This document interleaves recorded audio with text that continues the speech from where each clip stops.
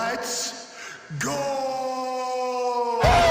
This show fucking stinks, and the fact that you listen, we are very, very thankful for it. AJ, you never cease to amaze me with your toxicity, pal. You got a couple of these? God damn it!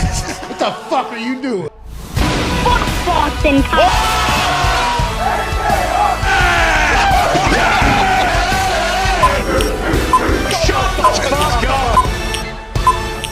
Hello, beautiful people. Welcome to our humble abode, the FanDuel Thunderdome, on this Thursday Night Football. Thursday, December 1st, Rabbit, 2022. This show starts now. Football is kicking off its 13th weekend already. It is December. Christmas is around the corner. Thanksgiving has already happened. The most meaningful football is happening right now. And tonight, the Buffalo Bills travel to Foxborough, Massachusetts to take on the New England Patriots. The Bills are favored by 3.5 points, mostly healthy, out Von Miller and a left tackle. Yep. New England Patriots coming out of a wild week where Mac Jones had his best performance through the air that he's had in some time. Oh, yeah. Tonight should be a thriller. Tonight, the AFC East has a classic battle of the today versus the yesterday, the wagon versus the pre-wagon, the dynasty to be versus the dynasty that was, or all of those titles being announced too soon. Cannot wait to watch Kirk Herbstreit and Al Michaels this evening on Prime Video. I can't wait to figure out how to handle the commercial breaks. Yeah, bingo. Okay? Can't wait to battle through the commercial breaks. When a commercial comes on, you know, there's people who don't have solid internet where they live naturally, let alone like not wanting to spend the amount of money that really good internet is in some places. There's some places that don't have great internet. Those people have not had a fantastic Prime experience because the video quality has been poor, because the lower the quality video, the easier for the shitty internet that is potentially in the area that they live. Other than that, it's been a mostly positive experience over on Prime. I think the future of streaming games is very, very bright, and I think Prime has done a fantastic job. My big is when commercials come on and I gotta go. It's tough. Can't do Where anything. I gotta go to a whole nother app to watch another, catch up on something else that's on to potentially come back and do that. So we all just go to our phones anyways. Exactly. We'll see you on Twitter during the commercial breaks this evening, like we have basically all year, and cannot wait to dive into this Week 13 season that has a lot of implications on the line. Last Sunday, we did not think it was going to be that great of a batch of games. It was. Unreal. It was fucking awesome. The week before that had overtime at 1, overtime at 4, overtime at 9. I mean, we have had a little bit of about face from our earlier thoughts on how the NFL season was going, more specifically how the primetime games were going. Early in the season, we thought, these have been a bunch of fucking duds. These games stink. But now we're just realizing in this particular NFL season, defenses have gotten better. The offenses who are able to explode are definitely a weapon, but most of the time, defenses are going to keep these games close. They're going to keep these games riveting. And tonight, we have playoff implications on the line, so it definitely matters, especially to one member of the Talks the Table. I'm not talking about Ty Schmidt. I'm talking about Boston Connor. Boston Connor has been given the reins of the Super Boost horse this evening, because not only does he have a horse in the race and he's very invested, but he also knows this Buffalo Bills team, because anybody in the AFC East has been studying this Buffalo Bills team over the last 5 years, because now they are the premier team of the AFC East. What are your thoughts on the game tonight, Connor, and how worried are you, pal? Not too worried, just because, when we started this entire thing back in September, we knew who the Super Bowl favorite was, and that was Buffalo Bills. All we are is underdogs, just trying to prove something. Just the lowly Patriots. Exactly. It's a much different year, and you said pre-dynasty for the Bills. Make it to a fucking Super Bowl, and then we can talk about being in a pre-dynasty, but we'll see if they can do that this year. That's why it is the pre-dynasty. Well, I would say the Chiefs. The Chiefs are pre-dynasty because they haven't made it to dynasty. Yeah, but they're not playing tonight. So, sure. To build, if the Chiefs were playing tonight, I certainly would say the dynasty of today. Yeah. But they are not playing. I think this is potential pre-dynasty for the Buffalo Bills if they are to go on and win a Super Bowl, which is the team that I think we watch every time we see the Bills come on the field, except for a couple slip-ups. And I think Josh Allen has 7 interceptions in the last 3 games or something like that. 4 games maybe. 5 games? I think might be 3. 7 turnovers? That's not normal at all. No. Are you excited for the potential outcome this evening with the Patriots? It sounds like you have a little bit more optimism for this particular game than you've had for games in the past this season, and you're going against a team that's supposed to be in the fucking Super Bowl. Why is that? How is that? And are the Patriots a team? They're in the hunt, right? Oh, yeah. In the hunt, in the wild card right now. They're supposed to be in the playoffs, which none of us expected, obviously. It's Bill Belichick. I guess we should maybe take that into account that he's going to have it figured out one way or another on how to win a game probably. But you guys are in this thing all of a sudden, and you're optimistic. This is a different Connor, I think, than we saw maybe 5-6 weeks ago. Yeah, this is the best I felt since the Bears-Patriots Monday Night Football game, which is something to remember because I thought they were going to win, and they got crushed. Now, looking back on it, that was the Bears Super Bowl. They haven't won since. They changed their entire offense that game. So, I mean, that is... And this is your 2022 Super Bowl. Yeah, I mean, this is the season for sure. I mean, I don't know if 11 will be 6-6. I don't know if 11-6 is going to get it done, and that's if we win out. Which there are some tough games coming forward. But no, I feel pretty good for tonight. No Von Miller is massive for the Bills. I got a couple guys back. We will also be missing our starting left tackle, like the Bills that you mentioned with Deion Dawkins. So there are some things going on, but no, with Mac Jones coming off 380 yards through the air, and with Ramondre Stevenson being the premier back, no Damian Harris tonight. A lot of people think that's kind of bad. I think, hey, that's more touches for Stevenson. Let's get him 25, 30, 35, whatever it is, touches tonight because he's going to be the reason we win or lose, which is why he's in the Super Boost with a Josh Allen, Russian total prop. Because always going to see him running, no matter how his elbow is, no matter what's being talked about, you're always going to see Josh Allen run. He is a specimen. Yeah. He is a freak. Yeah. A good freak, though. Right. Yes. Not like a Rupper Stanley Cup champion freak Weirdo that we freak. heard about on That's Hockey Talk last night. A Stanley Cup champion is eating frozen burgers for lunch and being called a freak. NHL needs to figure it out over there. He's also, though, you got to remember, he's an Ohio guy at heart, so. Yeah, I understand. So certainly a freak of some sort, but I hope he's okay. Hope the NHL's okay because one of their Stanley Cup champions seems to be in a spot that we need to get him out of for sure. But yeah, Josh Allen is a freak. Yeah. He's going to run, and it's an alternate rush yards, right? I don't think it's his. It's an alternate rush yards. I think it's 40 maybe, and that is on the minus side. And yeah, with the Patriots having the 4-man pressure availability, there it is, 40 rush yards. 40 rush yards for Josh Allen, who's a freak. We just talked about, not in a bad way.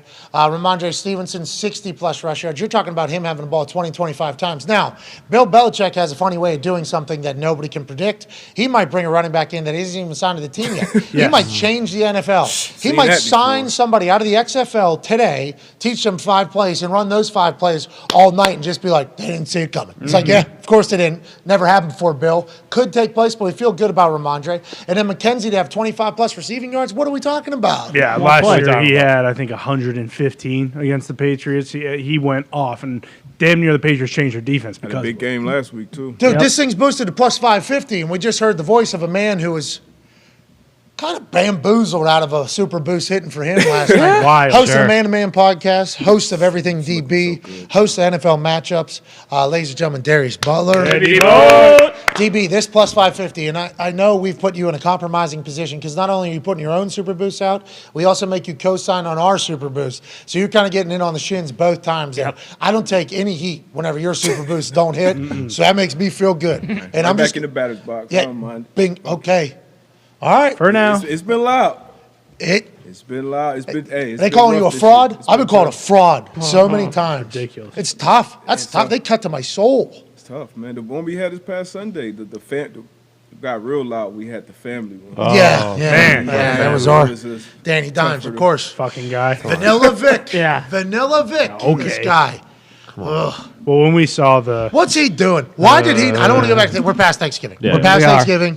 on to the next one.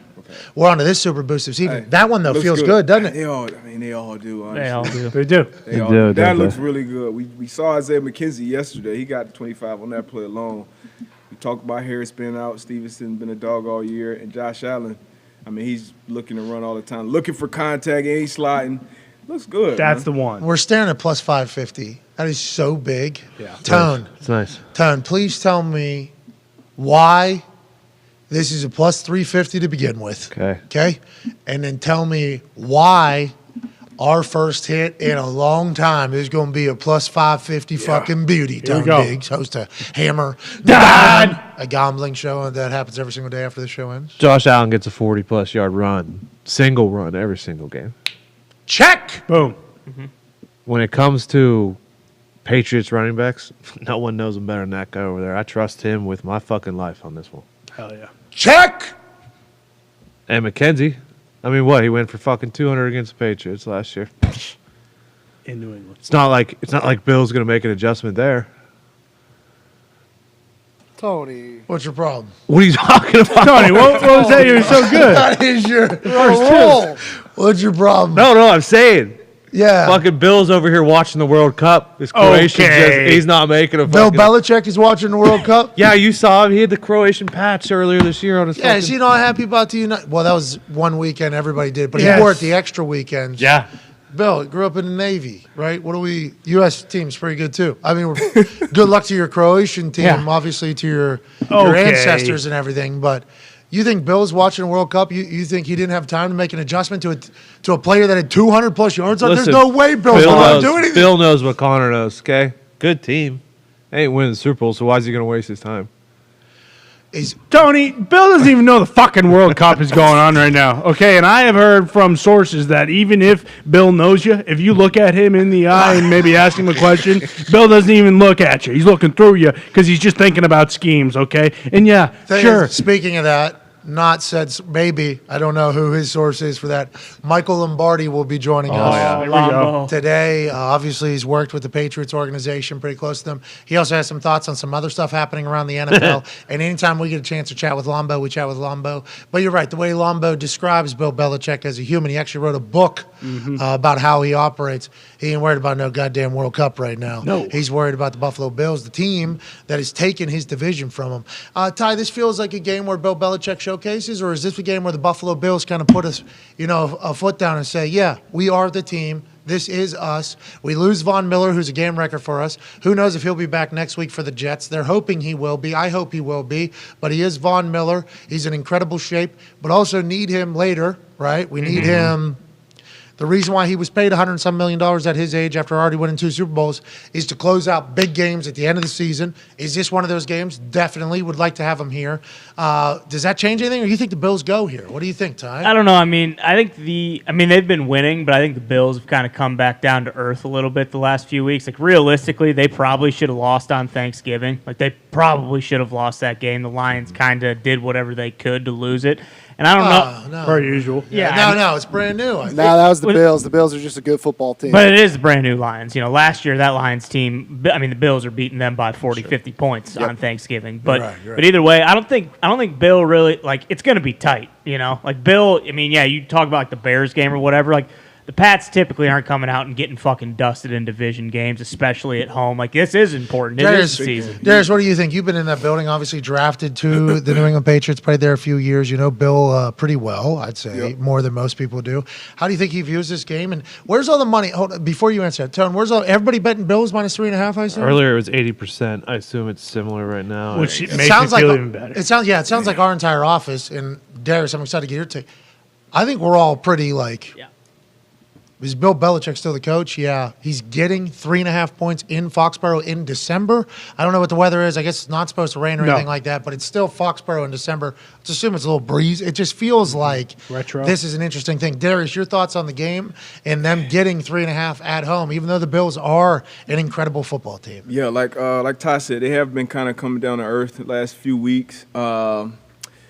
I don't know, man. Kind of talked me into this Patriots, feeling more and more Patriots. Oh, no, I don't like that. Last week. You played in the NFL 9 years. We don't need that I don't, guy. Hold on. Listen, Let's hear him out here. Now, last week, they had Justin Jefferson, and they tried everything they could to stop. And usually, Belichick historically is known for making you beat him left-handed. They couldn't really stop Jefferson. Diggs, very similar to Jefferson as far as trying to stop him. So we'll see if he adjusts there. That's why I like the McKenzie part of the boost as well. But it's going to be a close one, man. It's 3.5. The half always scares me, but it's going to be a close 80% of the money's on the Buffalo Bills, Yeah. -3.5. That just Well, this seems like a it opened at 4. So if the books thought that it would be the Bills, wouldn't that go to 4.5, not down to 3.5? Isn't that like a telltale sign? Like the books know something. They got chandeliers. They love Bill Belichick. Why are they doing Well, that? that's called reverse line. We have Sal Capaccio joining us in 14 minutes. Obviously, Sal is the beat writer for the Buffalo Bills, synonymous with the Buffalo Bills, an absolute stallion of a reporter. Remember, he was live from his backyard with a microphone Yes. the last time he came on this show. Previous times before that, hotel balcony with a microphone and a cameraman, Right. who was his brother, I believe. Carmine. So we appreciate the hell out of Sal joining us. I'm excited to get his thoughts on about 14 minutes on how this game should go. No Von Miller's a big deal. Huge. And I think what Darius is pointing out there, Judon. Judon is quite a weapon. Yes. And the Bills are out a tackle. Yeah, Deion Dawkins is out. Starting left tackle, yep. So that seems like that could be a bit of a fucking game wrecker there, don't we think? Absolutely. I'm concerned with that that Dolphins-Niners game, too, with our left tackle Armstead been out against Bosa. So that always can just wreck a whole game. So that's definitely something to keep an eye on. AJ will not be here today. He and his family are, it's a birthday of one of his kids. So happy birthday. Happy birthday, Little Hawk. Hope the family is doing well. He has picked the Buffalo Bills -3.5. Son of a bitch. That is his official pick. And that is, I wish he was joining us today so I could kind of hear why. Because for me, the Patriots +3.5 just seems like the easy pick, especially after hearing 80% of the money is there. But once again, Sal Capaccio will be joining us in 13 minutes. I'll be excited to get the information. And are we just forgetting, because they played on Thanksgiving as opposed to Sunday, are we forgetting about the Bills and Josh Allen and who the fuck they are? Is that what's going on with me right now? Well, you mentioned it too, though. Like Josh Allen has been turning the ball over a bunch. The last 7 times. and a lot of them are kind of like bonehead, like stuff that he was doing his rookie year and his second year in the league, where it was like, you know, hey, if you can clean up this kind of stuff, like you're going to be the guy. And for whatever reason, he wasn't doing that earlier this year. And now he's kind of, D-Bud has always said, like, that's kind of how he plays. Like, Josh Allen's going to give you one or two. And for whatever reason, the last 3 weeks, like, and they've been, you know, like red zone interceptions, in areas that have just absolutely killed him. Darius, whenever you guys are getting ready for a quarterback like Josh Allen, who's incredibly talented, can make every single throw, can run you over, and seemingly every year he's gotten older, he's progressed in the mental side of the game. But there is just like an anomaly out of nowhere. He'll throw a ball and everybody goes, what the fuck? Like, I think at this stage of watching Josh Allen play, some of these picks that he'll do or some of these decisions he'll make, we're like, what? How did that even – what is it? You think it's just in some guys to do that? And when you're preparing for a quarterback like that, is that being preached all week? Like, hey, very good, but something's going to happen in there? It should be. It's just catching the ones they throw to you. And Chuck says, Chuck says it all the time. We'll obviously hear from him later. But the one he made a couple bonehead throws last week. The interception wasn't really on him. It was a great play by Rodrigo at the line of scrimmage off a play action. But I think he looked better last week. Obviously, remember the huge throw he made to Diggs late in the game. Great, so he does that. Yeah, I think the elbow's good. Whoa. Obviously, he's running. He's taking contact, and I'm taking Josh Allen over most quarterbacks. Even Mahomes a couple years ago. Yeah. Like that was the thing with Mahomes. Like great all-time great quarterback, but he's going to throw you a couple. You just got to catch him. And I always just assume that's something you can fix. I always assume that's something like, hey, instead of making that one decision out of 62 plays that you're making, which are all incredible, just throw it away or just do something different with you. I always think that's fixable. That's why, and it's going to sound like a surprise to people, that's why I always thought Carson Wentz potentially had the chance to just be an incredible quarterback. It was every other play with him. That's what I'm saying. But maybe he just makes better decisions on those ones. Because the ones where he's playing great, it's like, hey, if he could play like this all the time, this would be fantastic. And you just assume, I think I just assume, they'll be able to mentally figure it out because we've seen so many people like get the football IQ over their career and obviously get smarter and make better decisions. That's just a part of like growing into the game and becoming a veteran is like learning from your mistakes. And then it seems like there's people that say like, nope, can't ever, that's how they're always going to be or whatever. That's how it's always going to be. I don't think that's the case with Josh Allen. Yeah. In literally any single week, Josh Allen can fucking decide, and it's just like perfect game. Yeah. Then it's like 65-yard ball on a dime, power lead ISO with the quarterback running where he is going to stiff arm a linebacker. It's unbelievable. Yeah. He can do everything better than everybody. And he played his best ball late last year too. You know what I mean? Like playoffs is when he started playing unbelievable ball. But I think he's 1,000% a player, to your point, who can limit. It's literally probably 2-3 plays a game. That's it. If you just even if you just make that one play a game, half the time we're gonna drop the pick anyway, and then you go down and score. But and what he could do with his legs, like unbelievable offense, and having a weapon like Diggs that okay, that's the first thing you're looking at as a quarterback when you have a receiver like that. How are they playing Diggs this week? Like A-Rod with Devontae, how are they playing Devontae? How are you playing Ty Hill? So that changes the field for you, and I think he'll continue to get better. Do the books know something? Are the books worried though? Are the books worried about 80% of the money being on what we just said right there?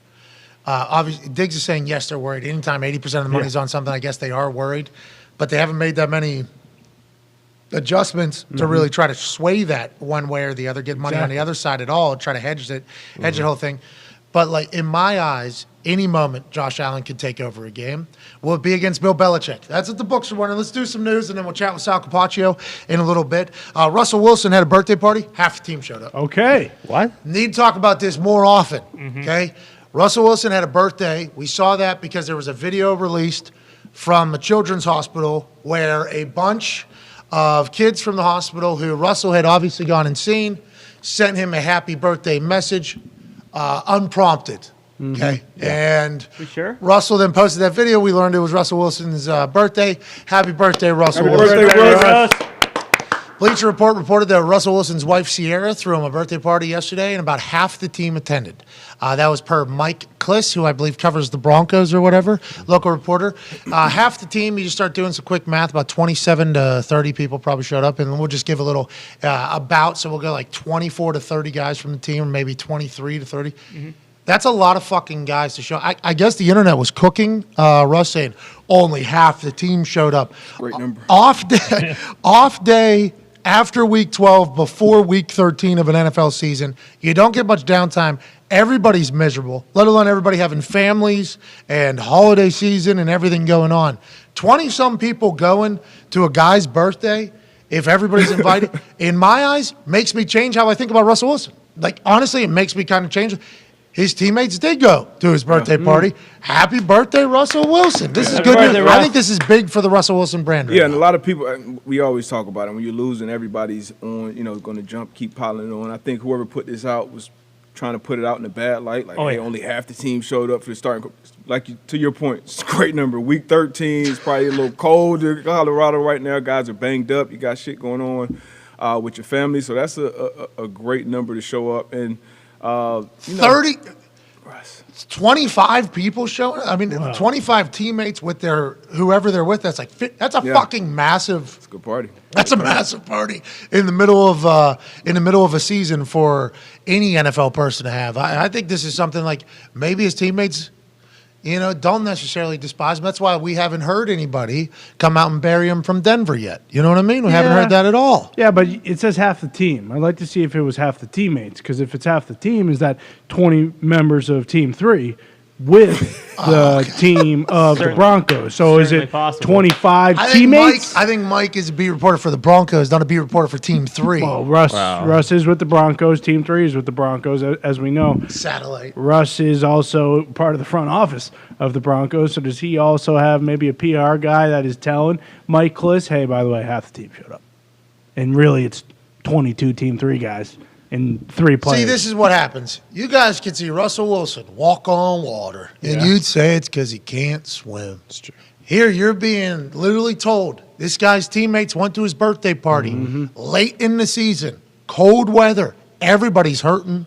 Everybody's knees hurt. Everybody's shoulders hurt. You got headaches. You got everything going on late in the season. They put all that aside. They say, you know what? We're not just going to lay up in our bed with our family that we haven't been able to do for 8-9 weeks now at this point because the football season has gotten so heavy. We're not just going to do this, extra game ready here tonight and have the legs up and everything. We're going to trot our asses out of our house.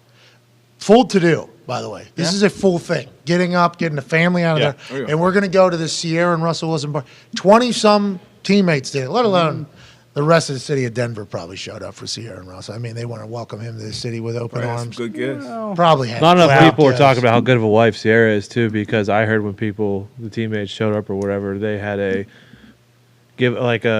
here's your gift for coming to our party, and it was $25,000 here. Thanks. That's what I was going to say. That's all right. Listen, that'd be cool. Party favors, yeah. Party favors being 25 racks, I think. That's but they were told that before they came. Like, right. Were they told it was his birthday? Or were they told, hey, Sierra's hosting a party, you guys should all come?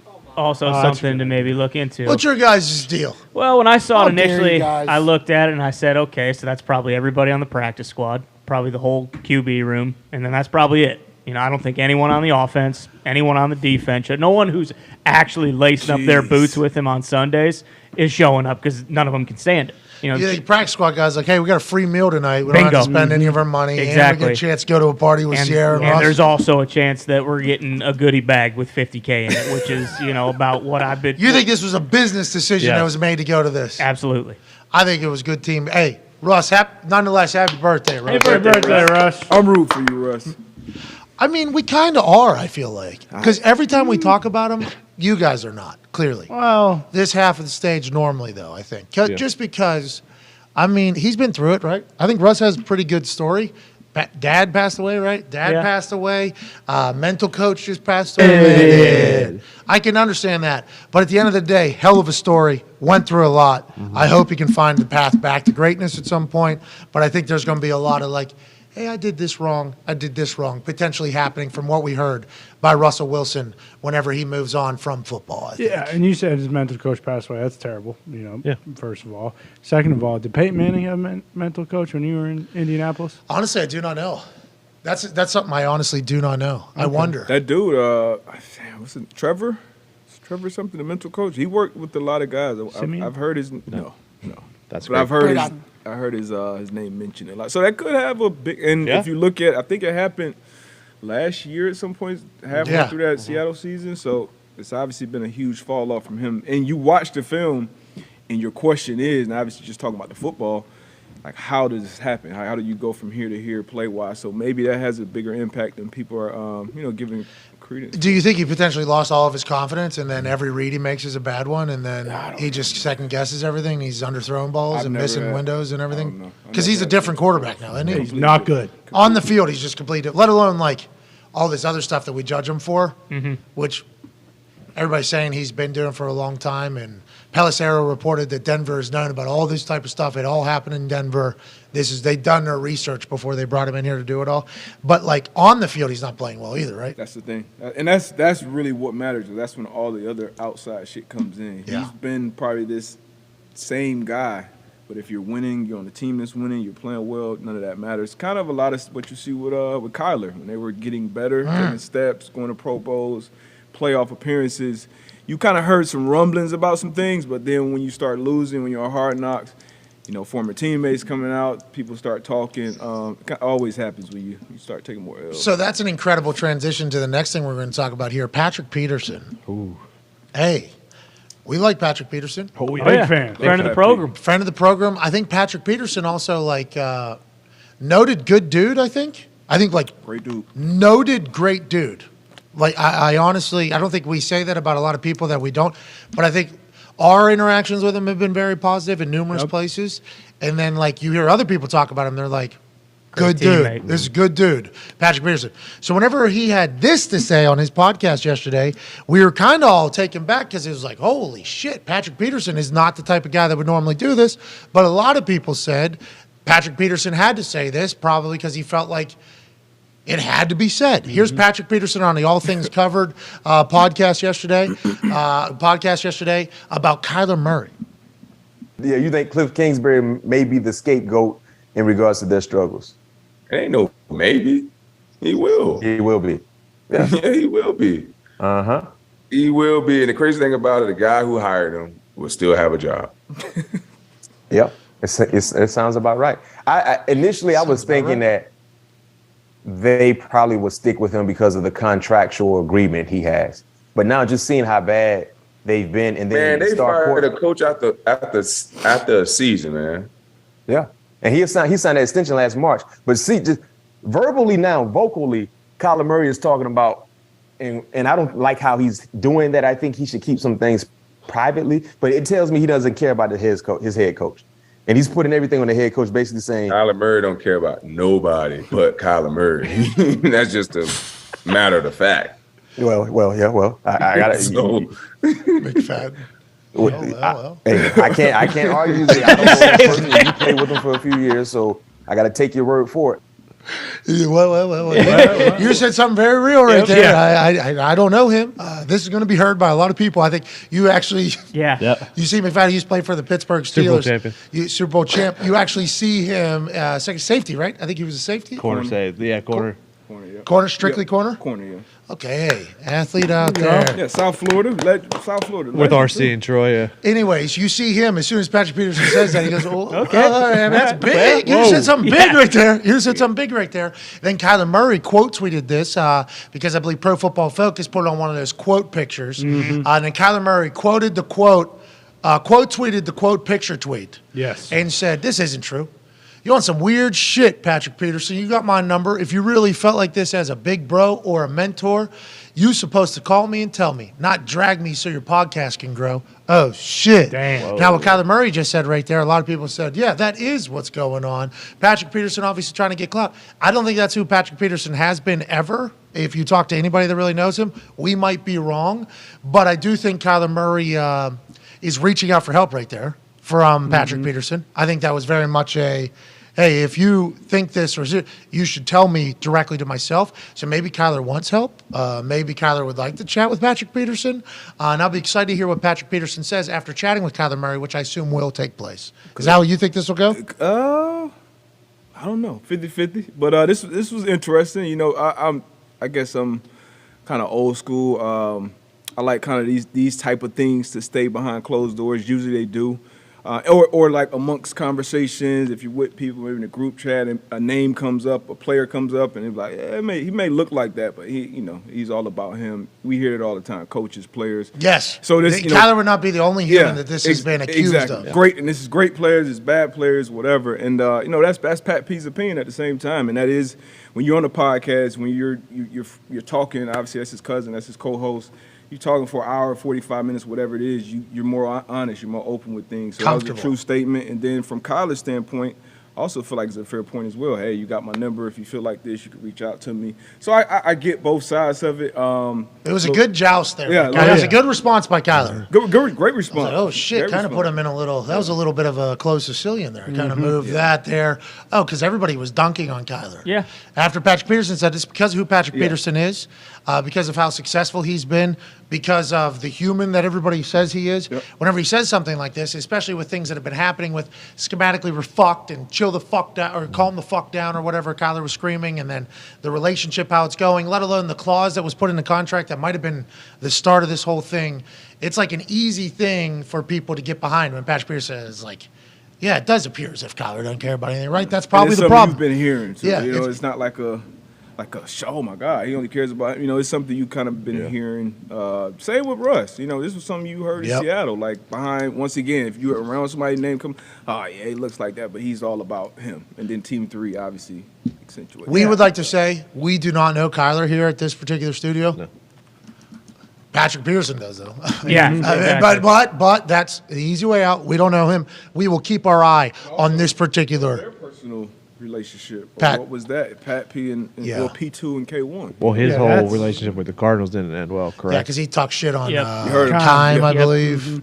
And he just talked shit on him again too. There. Yeah, in there he said, but the man who hired him will keep his job. I was like, oh, there's another one. And then there's another one. Got it. Okay. And then, but you don't really hear. I'll be excited. We got to move on because we have a guest, but I'll be excited to see how that whole thing pans out and what happens with the Cardinals. Everything seemed to be going good. Everybody gets long-term contracts that are in important positions, and then everybody that's in important positions hates each other. And then Patrick Peterson's like, I think I know why. I think that is pretty much what he said about all of them, not just Kyler, which this one said it about Steve as well, the owner. I mean, it is certainly a fascinating situation we got to look at. Another fascinating situation is the fact that the AFC East was run by one team for 2 decades. And that one team not only just ran the AFC East, it ran the entire NFL. Oh, yeah. The dynasty that we had never seen before and probably will never, ever, ever, ever see again in all of professional sport of the New England Patriots had to pass the baton to the Buffalo Bills. The Buffalo Bills now travel to Foxborough as 3.5-point favorites in an implication having Thursday Night Football Thursday, December 1st game on Prime. Joining us now is a beat writer for the Buffalo Bills, Sal Capaccia. Hey. Sal, sorry we made you wait there. We had to clean up that Patrick Peterson, Kyler Murray mess conversation. It's good drama. Happy we got through it. Yeah. Now we get to talk to the lightning rod that is Sal Capaccio. Sal, you're the man. Thank you for taking our show so seriously and having a microphone with you because you sound better than everybody else every time you're on. We appreciate you, Paisan. No, thank you guys. I love being on. Every time I tweet out that I'm going to be on, Bills fans, they love the content. They love being a team that gets some exposure on a show like yours. And honestly, like I'm here in my hotel room in Providence, I'm going to be on the sidelines for the game tonight. And I used this mic for my own radio show in Buffalo, did it remote today. So it really works out. And I know that this is the best way to do it. So thanks again. And boy, that Patrick Peterson thing is interesting. Remember, when he picked off Josh Allen in overtime against Minnesota, he had a really insightful comment on his podcast the following week about, how Josh likes to fit balls in certain times, and he had watched that particular route. So I think Patrick is really insightful on that particular platform. Yeah, I think so too. He's very cerebral. He's obviously OG. He's been around. He's evolved. That's why when he says something like that, it gets, It's like, damn, did not expect Patrick Peterson to ever say that. Who knows how that turns out? Let's talk about, and thank you we need to plug your radio show more. What's your radio show name? When's it on? It's called The Extra Point Show. I'm on every Monday through Friday on WGR Sports Radio 550 in Buffalo. It's 10 a.m. till 12 p.m. Eastern. I'm on the sidelines for the games on game day like tonight. And then, we talk about the team, and I'm obviously the beat reporter throughout the week. We got the right guy. We are thankful that you're here. We appreciate your hustle, and we appreciate your insight. Tonight, 3.5-point favorites in Foxborough. And if you think like 10 years ago, obviously you can't dream of this particular day happening. It's really a full circle of what the AFC East has become with the Buffalo Bills. Mostly healthy, right? And what is the thoughts going into this game? Are you confident in the Buffalo Bills in this game, or do you always think like Bill's the big bad wolf that's still up in Massachusetts, Sal? All right, so let me just kind of rewind and go back to what you're talking about. So you go back 20 years, right? I mean, like I grew up in Buffalo. I went through the Super Bowl years as a kid.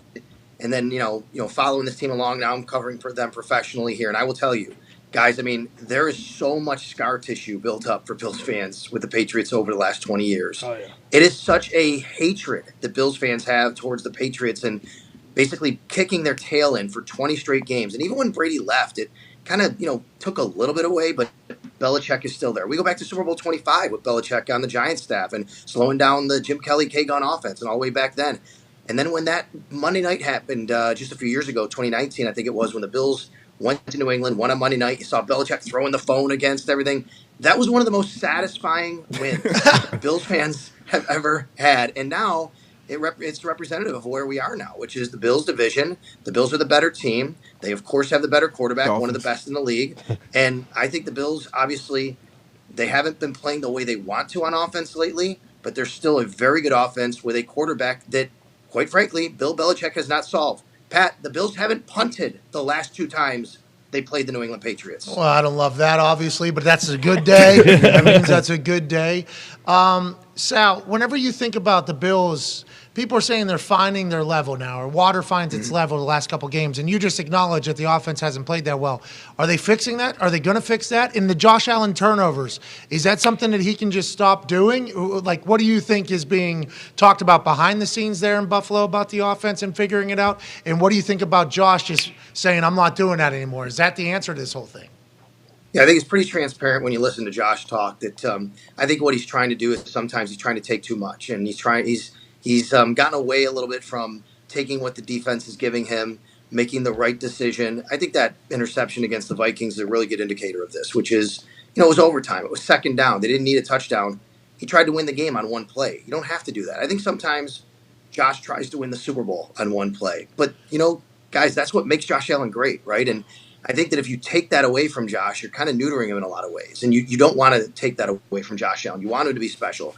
But sometimes with that specialness comes some of the rocky times where he's going to make a bad decision. He's going to throw a ball he shouldn't throw. But he has the confidence, and he can make every throw on the field. And I think last week we saw actually him dial that down. He did have one interception. It was an RPO. It was a tough play. As Darius said earlier, it was knocked up in the air. It was an interception. They've had struggles in the red zone this year. They've had some struggles with turnovers, but some of that is on Josh. Now, the other thing is the elbow injury. Ever since he hurt his elbow. Is that real? Yeah, where are we at? Are we not even talking about that anymore, really, because he's played? Is it still a thing? Tony Romo is. So this week, guys, was the first time since he hurt the elbow that he was a full participant in practice. He had either not practiced or been limited in practice. Now, he is listed with the elbow injury still, which means he's getting treatment on it.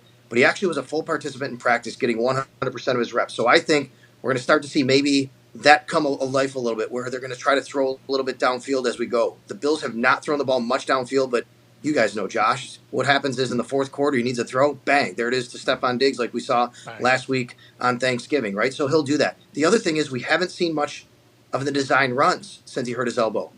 They needed it in the fourth quarter. They let him do it. He had 3 or 4.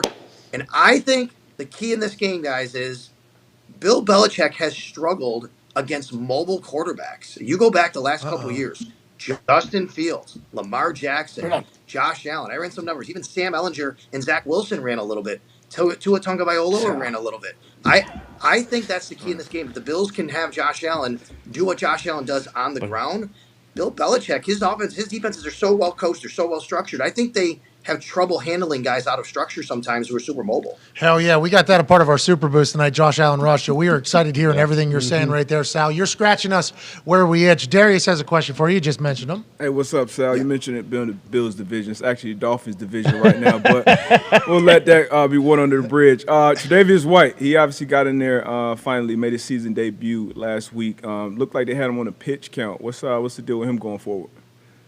It's really interesting, Darius. Like, we couldn't figure it out for weeks, right? Here's a guy who was a all-pro just a couple of years ago. He had the ACL last Thanksgiving.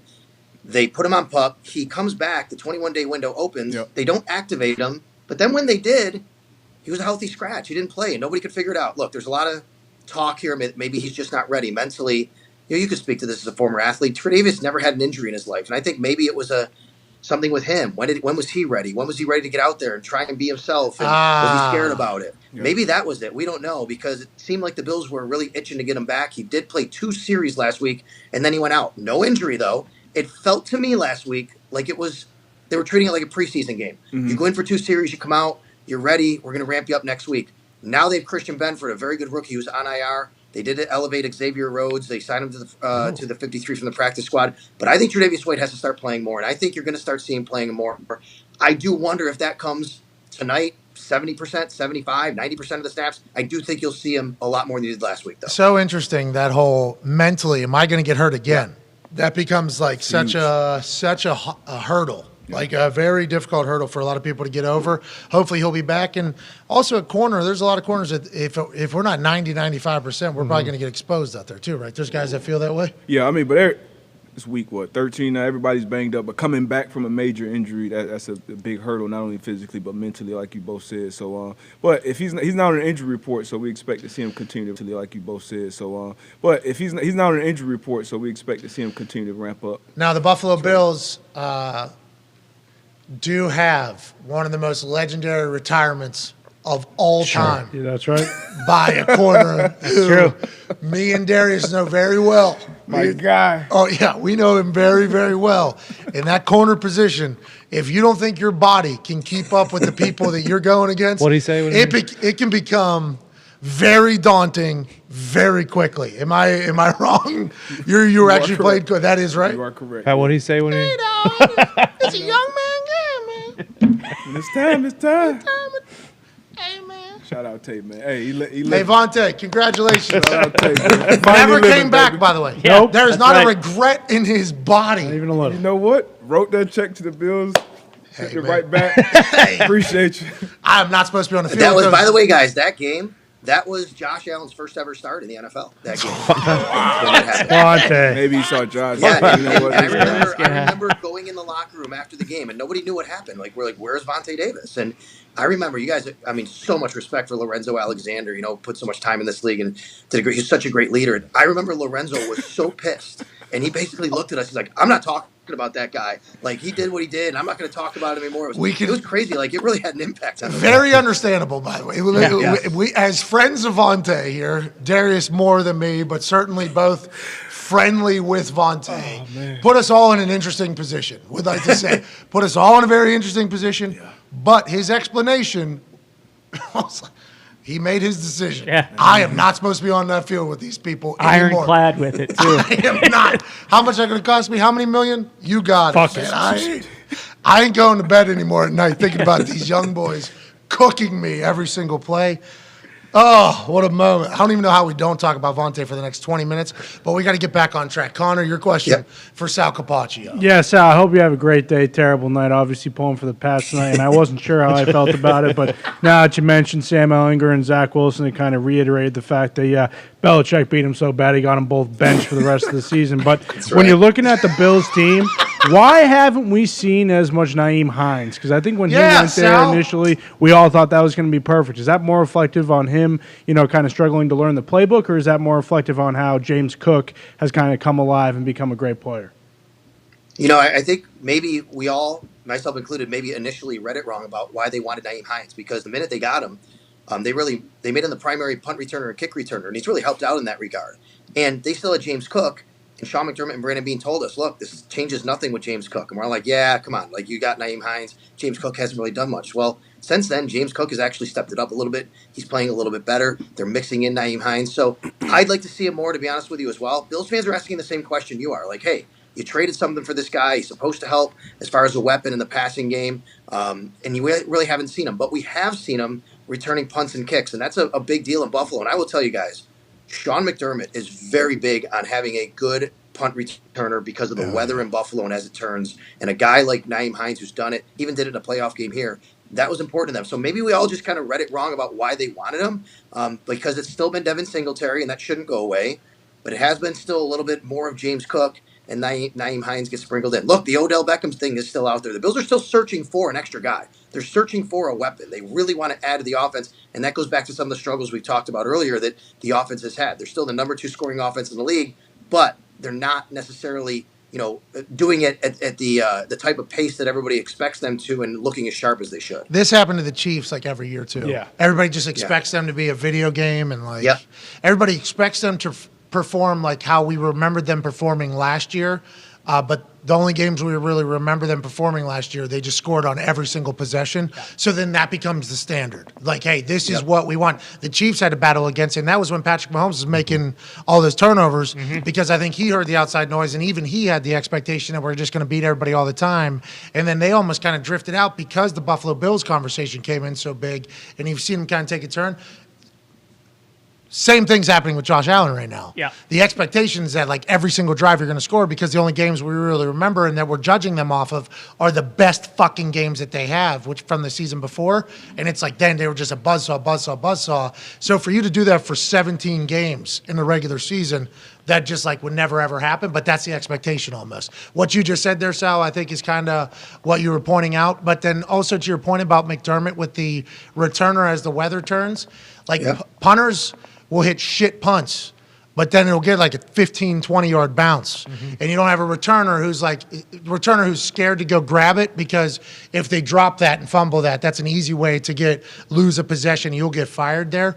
Nyheim Hines has said, if I die, I die, before catching his punts. I don't think he's going to be scared at all. That's a brilliant concept, actually, in a bad weather city. Like 15, 20 yards. That's huge. Yeah. But you'll see it. You'll see like guys will hit bad balls, but it'll end up being a good ball. So the commentator's like, 58-yard punt or something like that. That was a 25-yard punt that had a 33-yard back end on it. And if you can take advantage of that with a returner who's aggressive and smart and good, seems like a good idea. I'm excited to see Nyheim Hines get in that offense, so I think they'll use him. I think they'll use him at some point. Oh, yeah. Ty Schmidt, your question for Sal Capaccio. Yeah, Sal, you just mentioned Odell, and I know you tweeted, I think it was earlier this week, that the Bills cleared like $3 million in cap space, but that you didn't think it was necessarily indicative of them going after Odell. All we hear about now is that it's basically the Giants or the Cowboys. Do you think that the Bills are going to be pretty aggressive here and maybe come up as like a dark horse to get his services for the rest of the year?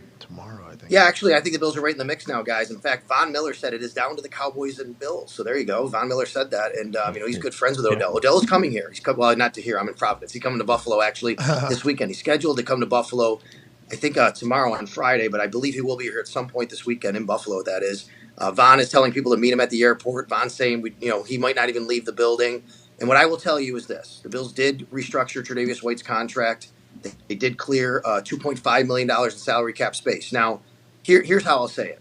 They had to do that no matter what. The Patriots just did it with Matthew Judon today, by the way, for the exact same reason, because the Bills were down to $300,000 on their cap. Got it. Every time someone gets hurt and you sign someone, as you know, you have to replace them. They just could not get to the rest of the season like that. They had to do something. So this was not because they're going to try to do it to sign to Odell. However, it doesn't mean that they're not trying to sign Odell, and it still gives them a better chance to sign Odell. He is coming. The Bills are still going to try and work on that. According to Von Miller, a very good friend of his who's been working on this all year, it's between the Bills and the Cowboys. You think people are going to meet him at the airport? Oh, yeah. This is our thing here, Pat. So, I mean, Bills fans, you guys know the rabid fan base. It's crazy. We travel so well. They meet the team at the airport at like 2, 3 in the morning, just getting off the charter. But what they do is when you sign here, like free agent, let's say, you sign in March as a free agent, it's wild. People literally like find out what flight you're on, how you're getting here. They go to the airport. It's not like JFK Airport or Chicago Airport here in Buffalo. It's pretty small. And they bring like chicken wings and beef on weck to the players getting off the plane to welcome him. So I guarantee you there will be people meeting Odell at the airport with chicken wings. Well, they need to not tell him to put his seatbelt on, right? Yeah. No. Just let him do. Let him do whatever he wants. That's right. You know what I mean? When he gets off that Spirit Airlines flight. Relax. I'm excited to see Odell, and that offense would be amazing. I'd like to see him and Diggs. I'd like to see somebody try to stop him and Diggs, and then McKenzie as well, who's incredible, and Gabe Davis, and then Cook and Hines, and Dawson Knox, and Josh Allen. Yeah, I mean, it's just, that would be.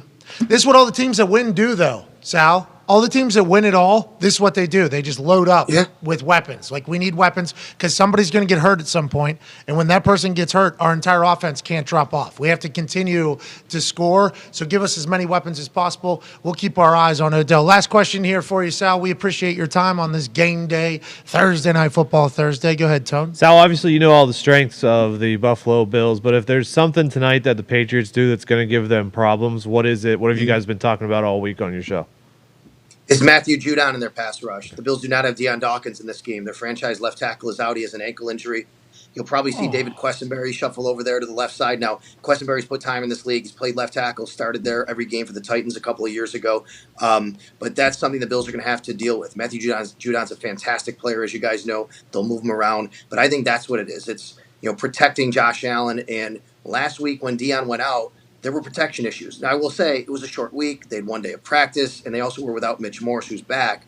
But that's the thing that I think could disrupt this game plan for the Bills. Don't let Matthew Judon and that pass rush overall, which is really good outside of him, wreck your game plan. All right. Well, we appreciate you so much for joining us, Sal. Can't wait to see your beautiful bald dome on that TV tonight on Prime. That thing's going to be streaming. We appreciate you.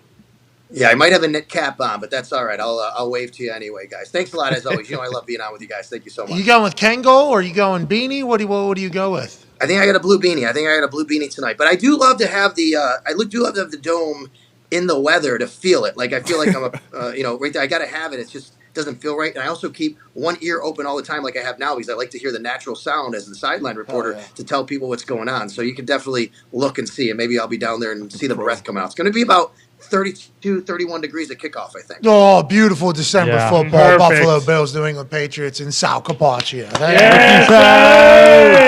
All right, let's get to a break here. Hour 2 will be on the other side. We'll have Coach P's Keys. He'll be breaking down the Buffalo Bills. Ooh. Okay. As Coach McDermott and the Bills. Now, this is a good football team. Yeah. Oh, yeah. Chuck's been coaching some bad football teams on these Coach P's Keys. Yeah, that's right.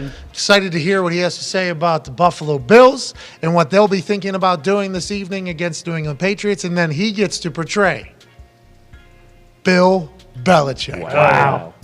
I cannot wait to hear Coach P as Bill Belichick. Oh. In about an hour and a half, we'll also be maybe surprise guest or something that might be a part of tonight's game. Joining in the next hour. No AJ Hawk. Happy birthday to his child. Happy birthday, little Hawk. Before we get out of here for hour 1, I think it is time for us to do another giveaway, right? Because it's a beautiful day. Yeah, sure. Kicking off week 13 of the NFL season. That's right. Let me put my glasses on so I can see this a little clearer and without any blue in it. Boston Connor said that, hey, Darius, you ready to shoot on big boy hoop? He did. Yeah. Okay, because we lifted the hoop to 10 feet as opposed to 9 where it was for little Phil or whatever. Mm-hmm. And then I said, Connor, can you? And he said, yeah. I said, all right, Connor, you're shooting then. All right. So Connor now will be shooting for a giveaway. And I want to let everybody know, before the show went live, he said, 2 things I'm sure of today. Bill Belichick's going to beat the Bills. Mm-hmm. and I'm going to drain a bucket. Yeah. Okay. Let's find out. On the first try. We need this Okay. booster hit too, so we need 3 things. Yeah, Let's yeah. go, Connor. This is indicative of how your boost is going to yeah. go. Whoa. Al Bundy? Oh, Okay. Oh my God. That was the right Yeah, trajectory. it was. Yeah. I mean, I thought you were missing the whole. Yeah. That was the right line.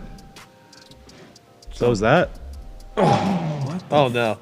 Whoa! Jeez Louise, bro. Now we can never. NBA 3. Hey, let's shoot a. Okay.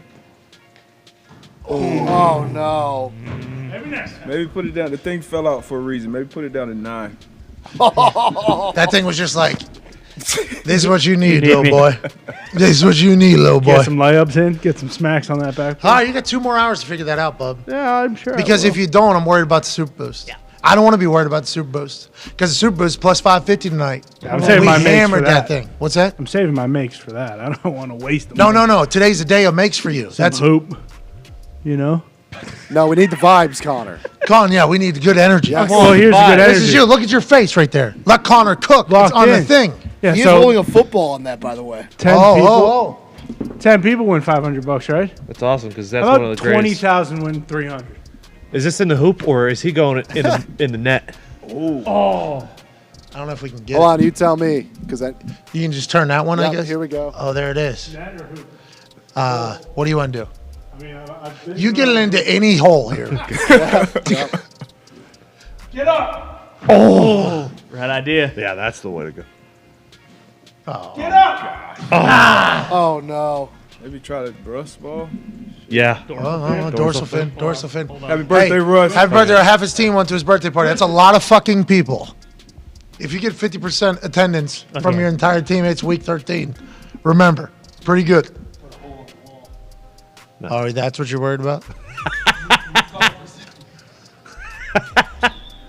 Oh, what the fuck was that? Oh. Redirect. He didn't want to put a hole in the wall, he said. Darius has been waiting weeks to commentate while Connor's doing things. Got 2 more hours of this shit. Can't wait. It's a beautiful Wait, Thursday. Connor. Be a friend, tell a friend. We're back in 5. Take 5.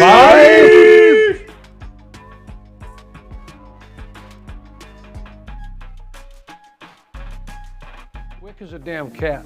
All right, he'll line up in a 3 technique. He'll stunt from the B gap to the A gap, or he'll just hit you on your fucking throat. Oh, you want to laugh?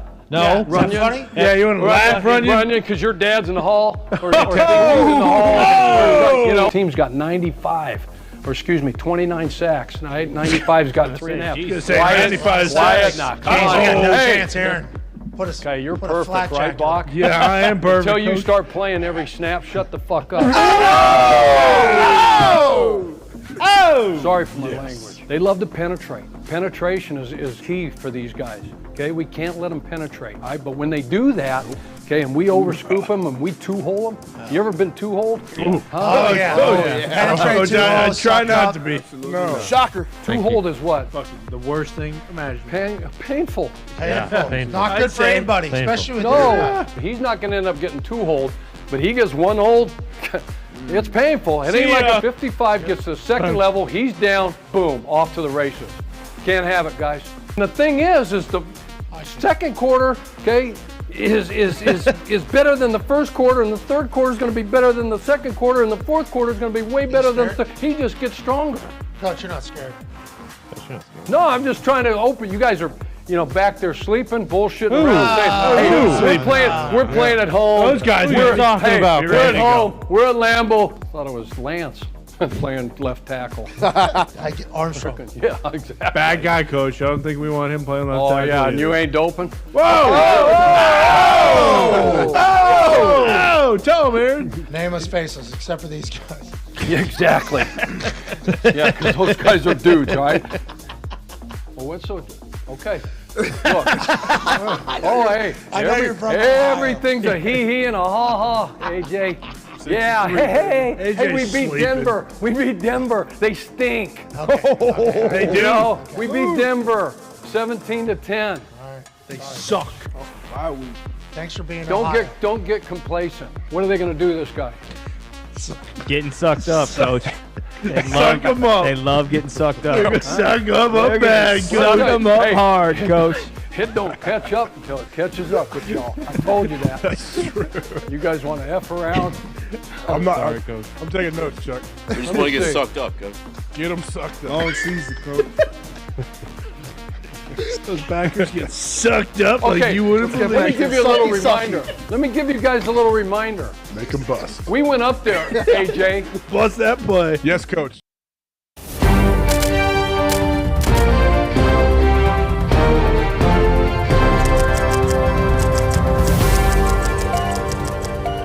Up next on PMSN 14, how a local man won thousands and thousands and thousands of dollars from the world's #1 sportsbook this past weekend. With more, here's Nikki Lucine. Hello and welcome to this special investigative report. What was once considered dirty and dangerous, sports wagering, now regulated and legalized, has many of us dreaming big. We're all searching for the big one, a wager of massive proportions. One of PMI's own, Boston Connor, was able to accomplish just that this weekend. We sat down with the brazen member of the toxic table himself, just to find out how it all happened.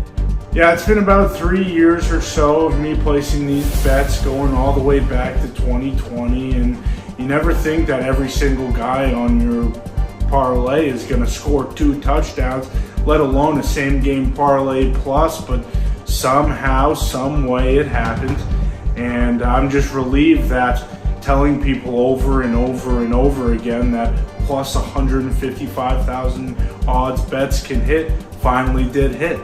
The wager consisted of 2 same-game parlays, combined to create a same-game parlay plus. Devontae Adams, everyone said he stunk after last week because he only had 1 catch for 3 yards, so I figured Devontae's pretty good at football. He'll score 2. Travis Etienne, he was just kind of like, Etienne's playing well, he's never scored 2 touchdowns. You might as well just throw him in there just because, it. Austin Eckler, he always scores 2 touchdowns. And then Cordero Patterson, 2 touchdowns. Yeah, he's just coming off the IR, and I figure when they get to the goal line, they'll give it to Cordero, and they did. So that's kind of why I picked those 4. There's no real rhyme or reason, but yeah. We did the math to calculate just how much of an investment this actually was. 50 total weeks at a median bet amount of $25 was $1,250 in 2+ touchdown parlays with a net of $26,750 after hitting this same game parlay plus. Really? Holy shit. What do you plan to spend the remaining winnings on? Sunglasses and bubblegum, maybe cigarettes, I don't know. Until next time, good night, good morrow, good luck, and good fortunes. The guy that didn't even stop after just Deboing your head coach, well, let's get him the fuck out of the building. I mean, unless he just hates McVay, which we need to maybe look into a little bit more. I'm sure he wouldn't not know that happened. Maybe he was trying to get as far away from it as possible. But whenever he didn't stop, I thought to myself, whoa, are the Rams? What the hell's going on here? What's going on with the Rams? Oh, they're dead. That's the head coach who just got blown up and nobody even stopped to see if he was okay, aside from a couple coaches. The guy that hit him just keeps on fucking jogging on the field, not even oh my God. Yeah, I'm so sorry. Not even one of those guys. He couldn't have known. He couldn't have known it was a head coach. If that happens on the field, they're pulling Sean into the blue tent. Hey, are you sure you're okay? I mean, you didn't fall, you didn't drop the ball. You just got hit right on the button that we're talking about. Sean McVay eats it, spits it out, puts the headset back on. Thought his commentating career was in jeopardy. Sure. He's allegedly been offered $15 to $20 million to go into the booth, which I think we're going to see a lot sooner than later with how this whole Rams thing is going. Bounces back, calls the rest of the game. Now they lose. They are not good, but he's a tough son of a bitch. I think we all need to start recognizing that a little bit more about McVay. Can you imagine how fucking sore he is today? He's eating out of a straw for the next week.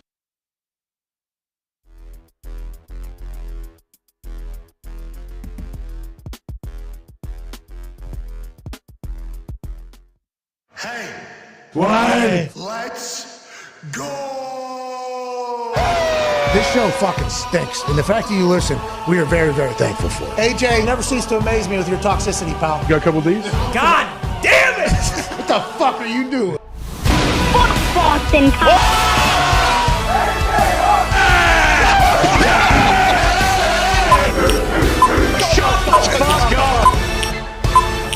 Hello, beautiful people. Welcome back to our humble abode, the FanDuel Thunderdome, Hour 2 on this Thursday Night Football. Thursday, December 1st, 2022. Hour 2 starts now. Football! A lot of words. Didn't finish my peanut butter cup before we went live. That's on me. That's an amateur mistake. I apologize for that. I will own that. But what I will do is celebrate the fact that Week 13 of the NFL season is kicking off this evening in Foxborough, Massachusetts. And I'm not going to say, hey, let's remember when there was no football, because we don't need to be told that right now. And I'm not going to say, let's remember that football is good, whether it's exciting or not, because we don't need that right now. Football is exciting and football is great because right now there are playoff implications. There's home field advantage on the line. There's a lot to discuss in this game that's taking place tonight, and then obviously the slate this weekend, and we will continue to dive into all of that with the Toxic Table here on stage at Boston Connor, at Ty Schmidt. Ty, I know Connor is sitting next to you, very confident in the Patriots. Have you swayed one way or another yet on this game this evening, and do you think it's going to be a shitty affair, or do you think it's going to be an electrifying game on prime time? I sure hope it's electrifying, and it's a little tough because not only do I sit next to Connor up here, but I also am next to him at the bar. So his immense confidence in the Patriots has kind of worn off, or worn on to me. The second I walked in, I felt pretty good about the Pats coming in this morning, and then you stand next to him and sit next to him, and it's tough not to just be 100% on board with the Pats tonight. And for all the people that just assume that if all of us are on something, we're going to be wrong with how our season has gone, fair. But 80% of the money was on the Buffalo Bills minus 3.5. I think they have gotten a lot wrong too. So pick your battles. Pick your battles. Exactly. Which one are you going to go? Are you going to go against us because we've been wrong a lot, or are you going to go against the people who are 80% for the Buffalo Bills who are wrong a lot? Yeah. So, I mean, that is kind of the battle that you got to take at home on whose side you're going to be on. For us, this just feels like a Judon, Bill Belichick type evening, type affair. But with Sal Capacciaccio talking about everything that the Buffalo Bills are, it was a nice reminder that the Bills are the fucking Bills. Yeah. They are a wagon. I think I was just tweeting it the other day, like the Bills, always got to remember the Bills are a wagon. They haven't been playing as good a football as they possibly could if we're comparing them to the best football that they can possibly play, which is in the big games last year at the end of the season where they were unstoppable. I don't know how anybody could expect them to do that for 17 straight weeks, but we did. We did expect that to happen. Yeah. It has not taken place in that particular fashion, but they still lead the NFL in touchdowns. They have 39 touchdowns. Philadelphia Eagles have 39 touchdowns. They lead the NFL in TDs, and there's a lot of people talking about them not having it figured out. We just assume Bill Belichick hasn't left his office, preparing for the Buffalo Bills games. Now, granted, the Buffalo Bills haven't had to punt the last 2 times they've played the Patriots. You think Bill Belichick on Amazon, a brand new platform, wants to get embarrassed? No. No way. Don't think so. That's how I feel. It's tough not to feel that way. At Darius J. Butler, host of the Man to Man podcast, Everything DB and NFL Matchup Show on ESPN, joins us. Are we right in thinking that? And that's just, we always just assume that. I always just assume Bill Belichick's going to figure it out. Yeah. Are we right in thinking that this fucking guy is just going to figure it out all the time? This man is a football mole, okay? He lives football. If mushrooms grow on the bottom of cow shit, I'm not trying to make this, he would be implanted underneath he is under football his entire existence. His life has been football. That is all it is, all day, every day. He's not scared to look like that because he's that much better at football than you are. That's just the way it is. Should we just be banking on him to be Bill Belichick tonight on primetime, or are those days gone, Darius? Everybody says it now as far as football mattering after Thanksgiving, but got drafted in 2009 to Bill, and that was one of the first things he said, hey, this is when it really starts to matter. And now, thinking about it, like Ty said earlier, Connor's it's radiating. It's positivity. It's not good. It's not good. It's not good. That's not Mac Jones coming off his best game. Connor's been hot, hasn't he? Have you been hot? You've been hot. Yeah, we've been doing pretty well. He's been real hot. We did pretty well with the Vikings-Patriots game, and then we did not too shabby over the weekend and during this week with the FIFA World Cup. But no, I just it's Patriots. Oh, what are we talking about? There's only one word, okay? At Tone Diggs, one half of the hammer. Dahn. Cowboys. It has been, I think, the Patriots have been much better when he has not been confident this year. Last time he was super confident was the Bears game. So we're not even talking about teams anymore. We're just talking about Connor and Connor's confidence Yeah. as opposed to anybody else's. You're saying the only worry here is that Connor's confidence is so high. Yeah. All the times his confidence has been through the roof. The man that was just on this screen over here has not figured it out at all. Mm-hmm. And then when he wasn't confident in games he wasn't supposed to do well in, he did do well. Yeah. So that bodes well for us this evening that this guy is going to have it figured out because That they're shirt's 3.5 point dogs at home in the division. They're the New England Patriots. Yeah, and I wouldn't put the confidence level at the Bears' confidence level whatsoever. I'm not sure. An AR, hold on though. Yeah, what is that shirt? There's a dog seemingly. It's a real shirt. Life is great. It's not Photoshop. This is a real shirt. Yeah, no, I think this is one of the Navy shirts. It says fucking "oorah" on the back. This shirt got to be Photoshop. I honestly don't know. Got to be Photoshop. He's definitely in Nantucket there. He's probably hanging out at his pad. Anyways, that guy who has the holes in that, he's in public walking around like that. He obviously has the holes in the sweatshirts and everything like that. He just has it figured out. Is that what we're just banking on this evening? Because Mac had a good game. Like, best game of the year probably last week. Career. And it's a lot of similarities between these two defenses as far as single high, going to rush for. But Matt Judon, man, that's one thing. You know, Matt Judon, Mac. A lot of signs pointing to Patriots right now. But Bills are still a wagon. But who fucking knows? You get some WD-40 on those wheels. Jabba, you all right? Jabba, loosen up Jabba, you now. okay? Jabba just came flying in with a whistle. That thing was Like a train. Thought someone was hucking a fucking vortex I around. did. It did sound like a Nerf or a vortex was being thrown at us. But Jabba, happy holidays. Hey, Good happy to see you, holidays, Jabba. And squeaky wheel gets you oil. We got you. Okay, Jabba, we'll take care of you. We got to do what we got to do. Let's hit that Super Boost tonight. Yeah. Let's enjoy this game tonight. matters. And then let's continue to talk about other things happening around the NFL. Mike Vrabel was caught in a mic'd up situation with his rookie wide receiver. Treylon Burks out of Arkansas State, I think. Arkansas. Sorry, Arkansas and Arkansas State for even, confusing the two. Arkansas State, Red Wolves. Yes. Arkansas, Razorbacks. There it is. Arkansas, Old Cold Beer. What?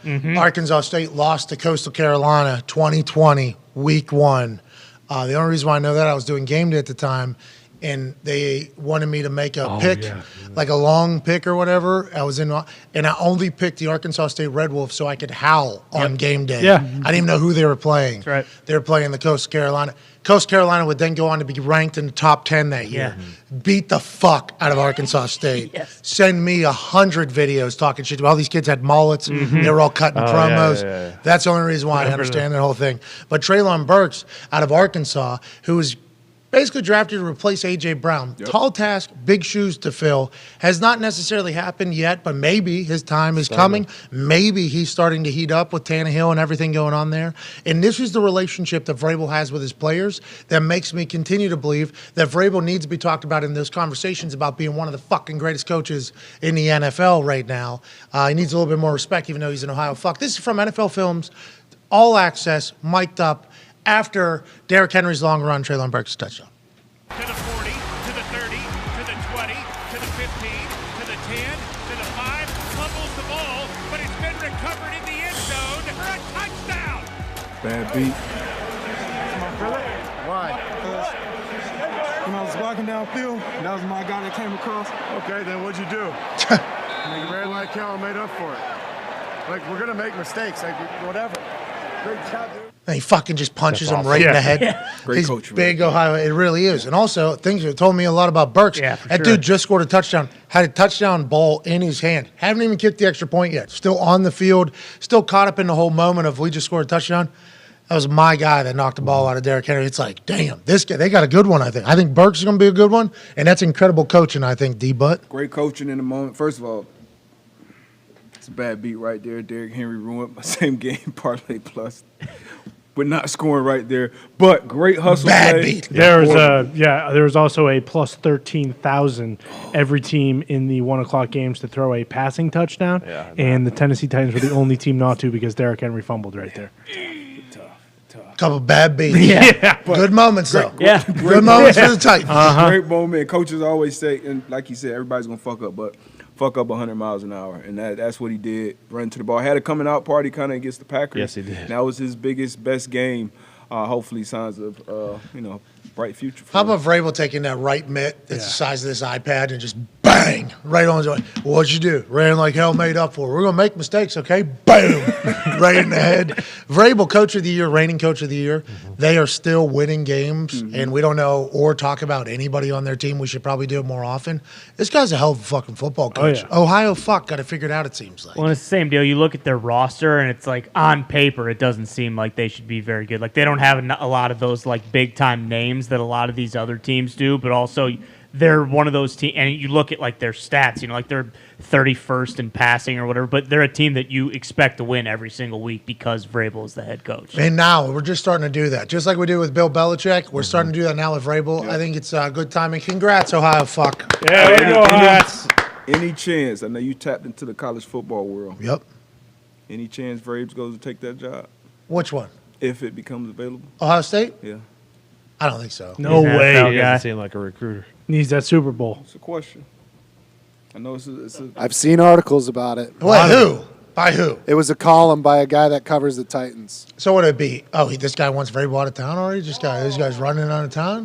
Some of these guys just, and I don't know Vrabes like that. I have spoken to him a couple of times, but some of these guys do have like that one dream job. I know it's college ball, it's different, but that's Old State. Wasn't Fickle like allegedly that was his dream job, and then he signs with Wisconsin? Yeah.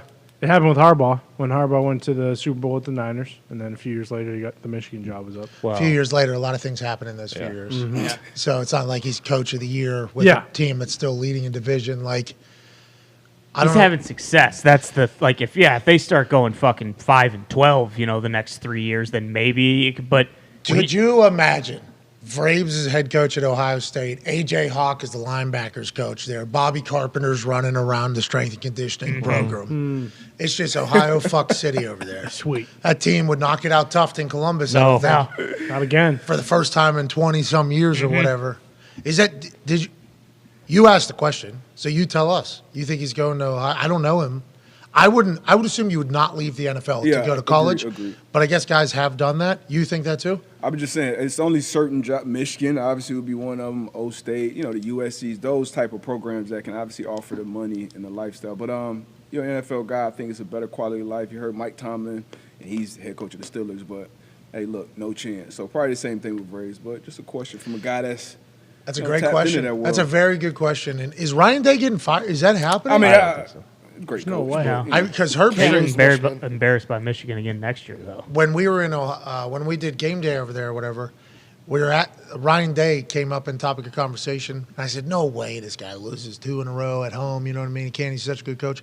Herbstreit got a promo with a bunch of stats. He's won like 96% of his games. He was in a college football playoff a couple of years back. He did all this. He's won this. So if he loses to Michigan, because I guess this was something I should have known was going to come. Ryan Day, they were calling for his, not they as all, but some were certainly calling for his job after losing to Michigan 2 years in a row, even though they were the number 2 team in the country all year. And then they've been that. It's like, how much higher can he go? Well, Urban Meyer's still there. Let's get him back and let's do that whole thing. So when Herbie was talking, it sounded like I was like, oh, Herbie thinks that people need to relax on this whole thing, and Ryan Day's a great coach. And I have a lot of respect for what Herbie says. So, like, Herbie thinks Ryan Day's a great coach.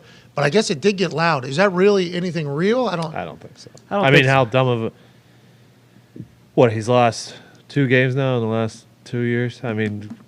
Okay. So when it fucking matters, Tone. Yeah. I agree. If they ask C.J. Stroud about his legacy, he's like, shit, I haven't. No, I agree. 100% agree. But, I mean, you could get someone and it could be fucking terrible. Yeah, that's what we're always saying. Don't get rid of your for show wins. Looking for Mo wins. Because you might end up with no wins. Now, that's the first time I've ever said it or heard it with wins at the end of that, and there's many other things that you can add in there. Oh, yeah. But then there's also the rebuttal to that, like, well, if you don't look for great, you're always going to settle for good. And that's what people would say if we continue to let Ryan Day get to these massive games and lose. So there's always going to be that fight. There's always going to be that say. But the people that know football that I respect say, like, hey, guy's a good fucking coach. So it's like, don't do that. Because you could end up with, you never know. Somebody shows up. Neil Brown. What's that? What? End up with Neil Brown. I think Neil probably a great guy. Young, Sure, true. that's fine. Yeah, We're not talking about how good of a guy he is. He's though. 22 and 25 in 4 years with the WVU Mountaineers. His statement was trust the climb back in the day, and I think we all did. We're like, all right, we like this guy, we trust the climb. Because of Miley. But then, and then there was a plateau for a while. Like How much more we kind of climbing? set up camp. Right. We stopped climbing. You know, we never really went. So then they stopped pushing the trust the climb. It became like a new thing. And then new AD comes in, Ren Baker in North Texas. So you just assume like, oh, this guy's going to be gone. They're like, no, he's back for another year. So is he a lame duck coach then? Is that what everybody Trust just assumes? the walk. What's that, pal? Trust the walk. What's that? Because he's done with climbing. He's walking now. Okay, I got you. If Neil I got Brown, you. I mean, we're a little bit past that in the sentence whenever I stop speaking, but I do appreciate the fact that you're acknowledging the same thing I'm acknowledging. Neil Brown stinks. Okay, well, that's not. Get him out. I didn't necessarily say. I mean, he is not. He has a losing record after his recruits have gone through an entire cycle now. Oh, maybe the next recruits. But that's these young class. He's got a lot of good young dogs right now. But what says that that's going to ever have success in the Big 12, which is a big conference, which is adding schools and losing schools at the same time? And he's 16 and 22 in the Big 12. You know, how long are you going to put up like his 16? I mean, what does he beat Iowa State 8 times and Kansas 8 times? You know, you got to start fucking beating a couple of the teams that are worth the shit. Well, maybe he will, though. Hey, good luck out there, Neil. Good luck, What we're saying is, pick up base camp, put the backcaps back on, or backpacks back on, and let's start climbing let's again. get up there. Because there was a pretty good climb going, a lot of energy, we had a lot of hype. Maybe he needs to hire some new Sherpas.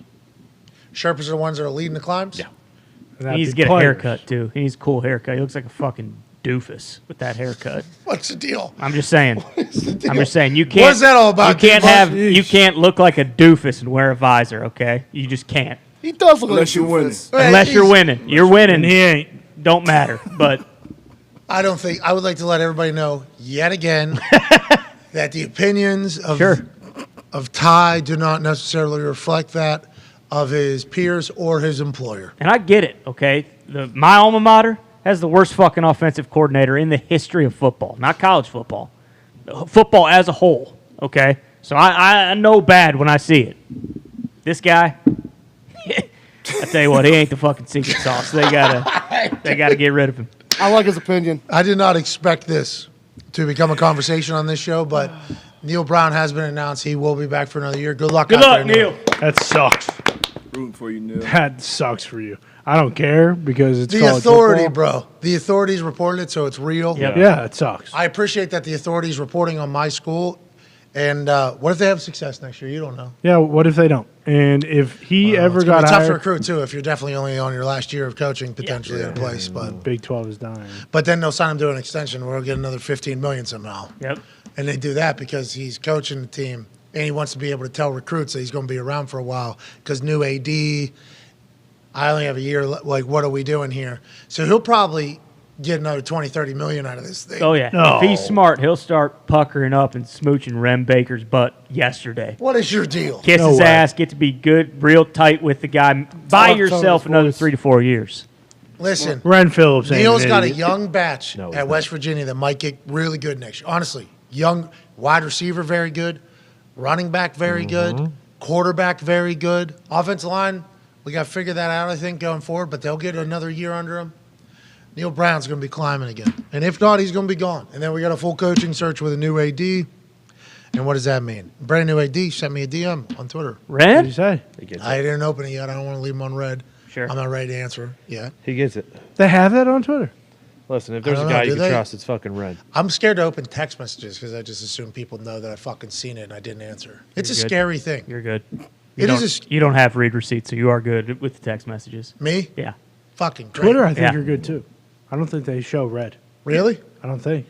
I just stay out of there. I just don't go into my DMs at all because I don't want to see somebody who messaged me that I like and I know and when I have to open it. And then what's the message? Well, they already saw that I seen it. So if I don't answer, all of a sudden, am I signing up for another event that I can't go to or don't want to go to? But I think it's a good event. I appreciate the person. So I just stay out of the DMs as a whole because it's scary. You're saying Twitter does not have a read on it. No, I don't think so. And plus, who cares? What are they going to say?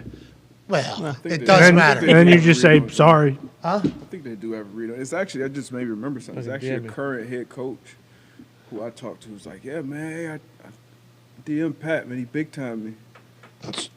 Current NFL Yeah. head coach. An NFL head coach? Just popped back in my head. Look, so everybody that knows me, that sends me DMs and goes, why would you ever answer? There's a fucking NFL coach as DM. I don't even go in there. Who? Head coach. Who? Just saying. Belichick? What's worse? I will say, they have it set up for everybody to fail. They do. And I would like them all to figure it out. Elon will figure it out. I'd like Elon to figure it out. Because I'm scared to even open something and sign up for something that I don't want to sign up for, but it's somebody I respect and appreciate. That's why they have the ability to DM me on Twitter. On Instagram, anybody can send it, right? Yeah. Instagram is just like whatever. I accidentally went in there a couple times. Can't do that. No. No. You see the new layout? Huh? The new layout for the DMs, it's everybody on the left side now. Like before, he was just like primary, general, Stinks. and then like request. see? The first tab now is every message. Yours might be Requests are in there? Yes. yours might be different, Pat. Yeah, What if your probably. requests aren't open? Oh, probably not then. See, this is something I've never even gone in there, so I don't even know. It's a scary situation. scary. We all need to relax. What's worse, saying no or not responding? Actual question. No responding, I think, is worse. That's how I see. I don't know. At this point in this day and age, I'm almost flipping because I used to think that, and now I'm almost like, let's just not respond. I mean, who cares? If they're sending you a fucking message, like, if it's someone that you care about, you're probably getting a text or a call. Okay? If you get a DM from somebody, Yeah, but that's not how whatever. it works. Like, Right. whenever you grow old and you meet a bunch of people, like, there's people that are out of my sphere that I still Still like them. still like, care Sure. about, appreciate, everything like It's that. kind of generational too. I think more of us are kind of at the point where it's like, who cares? Like, Yeah, I don't give a some of us, damn. the older heads, hey, bro, fucking message you, hit me back, call me back. I called you, call me back. Like, don't call me, text me back. It's different now. Call If you're consistent with no response, that's okay. Well, that's so I have an excuse to But- everybody. but I have an it's- excuse to everybody. I'm like, it's I don't true, even though. open them. I don't even open them. It's true though. Like if you're, just picking and choosing a couple people to respond to and still saying no, and then everyone else you're not. But if you're consistent with like, hey, listen, my fucking dad is texting me and I'm not getting back to No, him. text Like, messages are different. well, you know what I mean though. Like DMs are a different ballgame. Now, the text message thing has become very fascinating because I guess more people know my number than I thought knew my number. Well, people are handing it out apparently too. That is happening. Yeah. that seemingly is happening as I'm getting Got older. your number from Insert Joe or and I say, who? Can you please give me that person's number so I can send them? Violation. Yeah, you can't do that. Yeah, this is happening. Hey, this has been happening in my life. Yeah, you got to reach out to said person. Hey, you cool if I give so and so Boom. your number, and then it happens like that. exactly. I'm getting a lot of random numbers that are texting me, and I'm like, who did you? My response is, who did you get my number from? Hey, got your number from a good friend of ours. Was wondering if you could blah blah blah blah blah. Who did you get my number from? And then they don't respond. And it's like, You all got right, a text from delete, Zook the block. Nuke. Sorry. No, Zook never texts me. What? Zook, big booster. He's going to be in. I think Zook. He's probably going to be a part of hiring the next head coach if Neil Brown can't pick up fucking base camp and start climbing. I think you're right. I saw him suited up. I thought he might give it another shot. I will say you should be nice to people and answer people though. Like you should talk to people. We're at Tahoe. People were screaming Connor's name. Connor was like, "Fuck these people." Just walking by. I'm Really? like, Connor, just say hello. Like these people. And I gave him. But No, that was after I forced. Wasn't that after? I yeah, you were, way after. A couple holes after. You were trekking around a massive bag. We got to figure that out next year too. That's not the Pull cart. We got to do that whole thing. Yeah, we got to figure out what we're going to do next year. You were battling through. You did a great job. You do great at everything you do, honestly. But I do think you should maybe open up a little bit of your mind to being like, "Hi, thanks for saying hello and supporting the business that we're a part of." Like every once in a I while. say thank you when I'm face to face with them. But if they're far away, sorry, they're not even in. You said your sphere. My sphere is 2 feet around me. Anything else is it could be miles away. It doesn't All even right. matter. Let's go through some more news and then we'll get to Coach B's keys. So if you have DM'd me, know that I'm scared to death to even see it. You'll get around to it. And or you can won't. accept, like, if you see those people and something happens, like I've accepted it, and someone says something like, "Hey, what the fuck" or whatever. I'm sorry. Bad text. Keep it moving. Yeah, but I run into these people in public, at these things. The game day. I sent you a message about my daughter. She lost both of her legs and one of her arms. We were wondering if you could Give me $20 donate or like something. that one guy. Oh, that was outside of the arena. Hey, $20. It's unbelievable. That was crazy. I feel bad for everybody who loses both their legs and one arm. Everybody though, Sure. and this is going to sound like a terrible person. I don't think I've met a single person that doesn't have somebody they're related to that has been through something. Yeah. Well, yeah. It's life. Okay. It's life. It is, and I want everybody to live the best lives they can possibly live, and everything like that. But it does get uncomfortable I'm a pretty giving person, I feel like. So if I start listening to somebody's story, there's a good chance I'm going to get invested in that person's story. So I've learned that about me. I just fucking stay out as much as possible. So we're not blowing you off. We're blowing everybody off. Exactly. You just need to know that. That's right. All right, good. That's like Charles Barkley whenever he said, "Oh, I'm busy." Everybody has all these charity events they want me to fucking go to. I'm busy. Can I just donate, please? I'd like to sleep. Let's talk about some NFL stuff. Isaiah Rodgers Sr., returner and corner for the Indianapolis Colts, told special teams coordinator of the Indianapolis Colts, Bubba Ventrone, formerly of the New England Patriots, Pittsburgh guy, who has really turned a lot of heads in the way he coaches special teams. Isaiah Rodgers told him, "Hey, listen, these Pittsburgh Steelers can't cover a fucking bed right now. Please put my guy, Dallas Flowers." Dallas spelled with an I. Dallas Flowers in there because I think there's a good opportunity. What did Dallas do? Opening kickoff of the second half, 89-yard run back. This is being reported by Zach Kiefer. Isaiah Rodgers said, "You know what? I've got to experience a couple of these early because, they kicked a field goal and Kenny scored and everything like that. There's holes to be had on this coverage team. I want Dallas Flowers to get his flowers and get his opportunity." And the high stepper had an 89-yarder that obviously led to a massive second half for the Indianapolis Colts, who inevitably would go on to lose on Monday Night Football. Tony. What? Darius, your thoughts on Isaiah Rodgers doing this? Because Isaiah had a couple great returns in the first half. When I saw him not returning, I was worried he was injured, but he said because of his great returns, that's why he thought Dallas would have a good opportunity to go there. Do you like that or hate that? Pee Wee football, awesome. High school football, awesome. Professional football, how do you feel about it, Darius? I'm not sure if I've ever seen that before. As a kid, especially the returner, you only get so many opportunities. You want to get it in your hands, but he's playing more on defense. Maybe he saw something. I don't know. This was weird. Maybe it's just, hey, I want to play defense. Legs are a little tired, getting used to these defensive reps. Let's let my young guy get in there. That is a very real thing. Isaiah Rodgers Sr., who I think I saw his baby on the Jumbotron this weekend, beautiful family, or at the game. He said, "Facts, we all eat," or whatever. Mm-hmm. And I appreciate that. I appreciate we all eat and being a good teammate and everything like that. Isaiah Rodgers is a great fucking returner. Mm-hmm. Guy's a great returner. Was it getting great yardage before then? So him saying, "I see something," it has to be the fact he's getting more defensive reps, right? That's what's happening. He's getting more defensive reps. And Bubba Ventrone might have said, at some point, Isaiah, and he started talking hey, at some point, if you're going to start doing more defensive reps, it's tough to be the kickoff returner because when you're on defense, what are they doing? They're driving down, they score, they're kicking off, you're already on there. So that's a whole drive and then returning kicks. Not normal for a lot of plays on the defense side of the ball to be your returner, kickoff returner, more specifically. So maybe it's more of that, but I don't love our starting returner being nah, there's a lot of good holes out there, not for me, but for somebody else. Mm-hmm. But he's playing on defense, he's doing well, so good teammate, right? Yeah. Good Absolutely. teammate. Sure. And the guy Self-aware. who, comes in, you get an 89-yard return. If he says that and then the guy, either muffs it and gets tackled at the 8-yard line or something, then it's hey, what the fuck's going on here? But you get an 89-yard return, hey, who knows? Maybe that guy should be returning kicks a little bit more. Yeah, maybe Isaiah Rodgers is you guys you've got this. I'm very good. Okay, I'm a very good returner. Mm-hmm. He is. Very good returner. Electric. And he just say, I see what this guy's got in practice. I think if you gave him the same opportunity to give me, he'd be incredible. Now, we don't have to dive into the business about how Isaiah, they would never do that for you, Isaiah. Right. The Indianapolis Colts would never be hey, you know what? This guy who's really good at his job, we just want to kind of see how you do at it. And then, because that person he's just going to get washed away.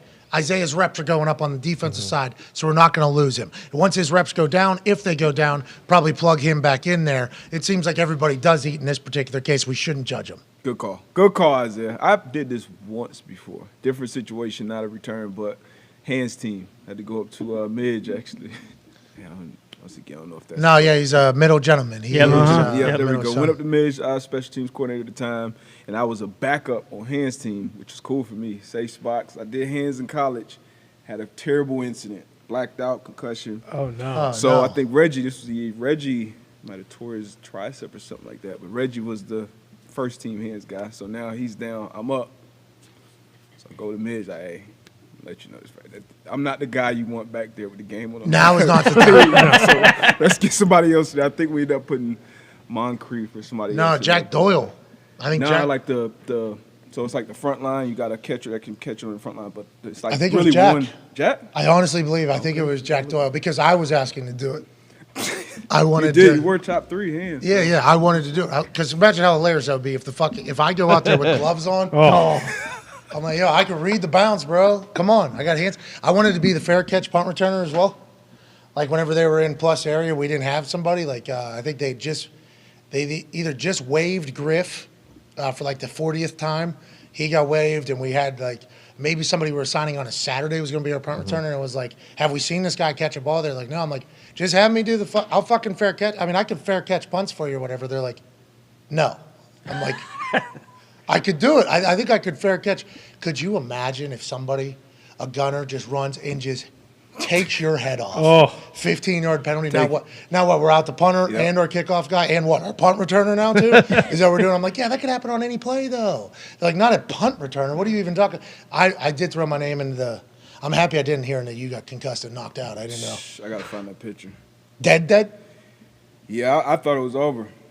It was this is how it feels too. Life or football? Like all of it. Like it was just. Oh no, it's not happening. You ever know like when it's like it kind of slows down. Like whenever you ever been in a near death experience, it's like who got you? Everything slows down. HB Blades. It was I forget his name. It was a light skinned like backup receiver, and I was really high in the air and just he hit me and like I just was like, oh no.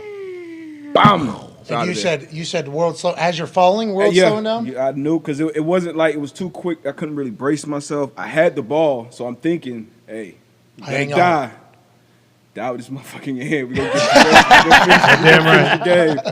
That didn't have it. That bitch came out. But I gotta see. It was a wild experience. You probably get that footage. Not that you would want to see it. Back up. But once I got that call, hey, Midge, I'm not the guy you want out there. And the middle gentleman said, all right, we'll get you out of here. Because he's a gentleman. Hey, because he is a gentleman. He is an absolute gentleman. All right, speaking of gentlemen, we got one coming up, don't we? Hell yeah. All right, let's take a 5-minute break here. And on the other side, we'll go into the Buffalo Bills meeting room. Can't wait. And what this has become really has been just a full breakdown on how the game's probably going to go. Right. We're about to learn about some players that we didn't know existed on either of these teams that we have followed all year.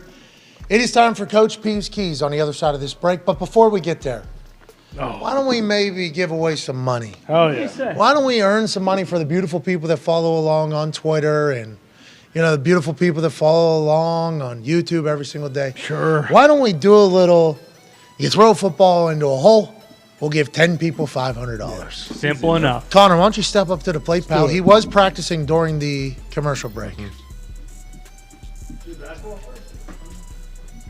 Now, we moved the net closer so you wouldn't put a hole in the wall because how strong your arms are. But because it is closer, you're going to have to pick which hole you're going in. Left, middle, right, which one are you aiming for? And are you going to aim for them for all your throws so this is much more quick and efficient? No, we'll go left first one, and then we'll see what happens. All right. Oh, okay. Let's go, Connor. Middle?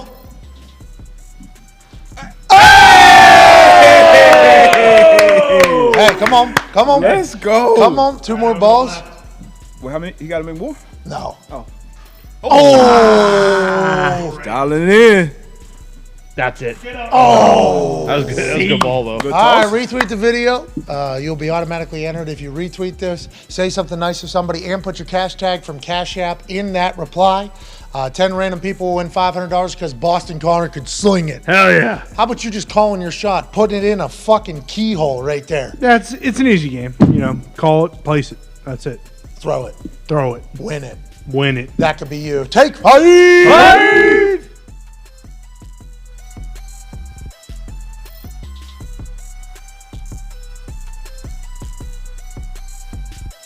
Tommy, you want to start 2nd and 14, 2nd and 15? Hell no. No. He's not here, Coach. No, he is. I am here today. Oh.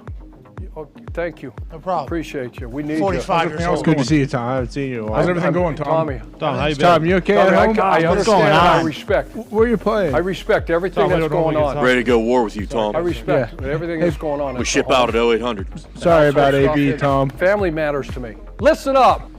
I care about you guys. I care about your families and your situation at home. But quit bringing that bullshit in here. Tom, you can talk to me about it. It's okay. Coach, you guys fucking Leave it going at through a home. lot. Leave it at home. These kids hate him, Coach. I have the a building. Thanks. What hotel you I'm living staying in a at? fucking hotel. That's on you, Coach. Hotel California? We're paying Room for your service. room, and maybe that football karma will switch up on you. Okay, let's go. Todd came with the Check heat it out. today. He's going to release outside. You got to cover me. You don't block me. You cover me. Let's go. Okay? Jesus Christ. Come on. Did you play some defense? I'm You're trying an to athlete. Big guy, You're he's one of the corner to best safety, athletes dude. in the You don't want country. to cut this And guy? then Move your feet. you got man. It's three. the highest level. I'd call somebody else up here, but it's too much. Okay, so the bunch is here, right? That guy outside release. You've got me man to man. Back up. Picture the Hit him in the balls. Picture the nickel back here. This guy, we outside release our point man. Three's going to the flat. Yeah. Start coming to the flat. Jesus Christ. He's going to be looking like he's running around. Okay? Short week. You got to help me. You got to help Short me. week. Put a dead body on him. Oh, no. Come on. I'll be the running back. Running backs, Leonard, you guys, we got 3 points of pressure. You know what they are? Hell yeah. Fingertip right over the tip of the ball. Nip. 2 fingers, all right? Inside the forearm and the rib cage. So when they come to try to peanut punch this thing out, and he does a great job of it, because what he's going to do, he's going to run down the trouble, Right. eat up the grass, come to balance, start to secure the tackle, and then punch the ball out. Okay? But if we've got the 3 points of pressure on there, forearm, rib cage, tip of the ball, it's not going to happen. You follow me? But he does a great job. If we're coming loose, or we're running down the field, hey, hold up now. Come on now. When that ball's coming here, they're going to come over, fake like they're going to act like they got to secure the tackle here, and then punch it out.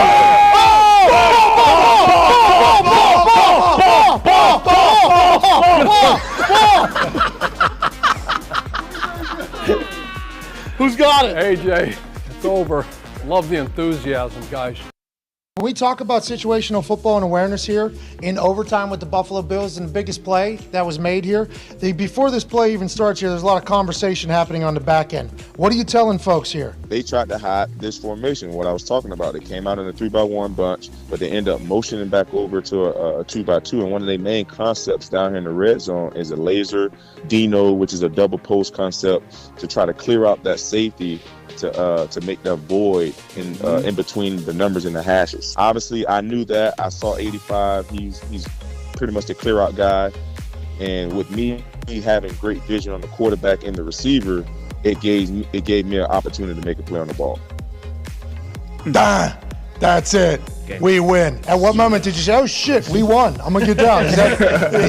Soon as he threw it. 2nd and 10. Allen steps up and throws an interception. Patrick Peterson.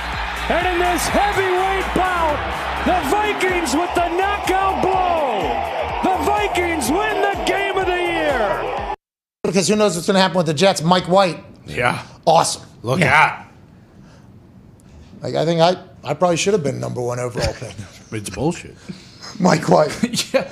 Now listen, he had one incredible game and a drive that looked like he was going to be unstoppable. But the Jets locker room is chanting Mike White's name. He actually said they won't stop chanting my name. So, couple quick things. Is Zach Wilson present when the entire locker room is chanting Mike White's name? Hope not. Because the fans are doing it, now his teammates are doing it. And then Mike White saying, I think I should have been #1 overall pick. Is that him saying, Zach #2? I don't know if you remember that. I remember. Like all these subliminal potential messages that are being sent out, not from Mike White to deal with. But it is awesome to kind of get a grasp that in that building, I believe there is a real belief like, hey, this guy is our guy going forward. Why not this guy who appears to be much better than the other guy? I'm excited to see how the Joe Douglas level that drafted Zach Wilson #2 overall, they also signed Mike White, by the way. Yeah. I wonder how they'll deal with that since they invested that whole thing. And Zach Wilson said, yeah, you're right. I probably could learn some things from Mike White. Yeah, Let's sit back and watch this thing. I believe Zach Wilson did also say, like, when you look at it, I do need to play more like Mike White does. So I think mentally Self-aware. he might already That's be smart. saying, He's learning. like, get me out of here. I can't beat this guy out. Oh, okay. This guy's a legend. That's what he's thinking. Interesting. Maybe that is the case.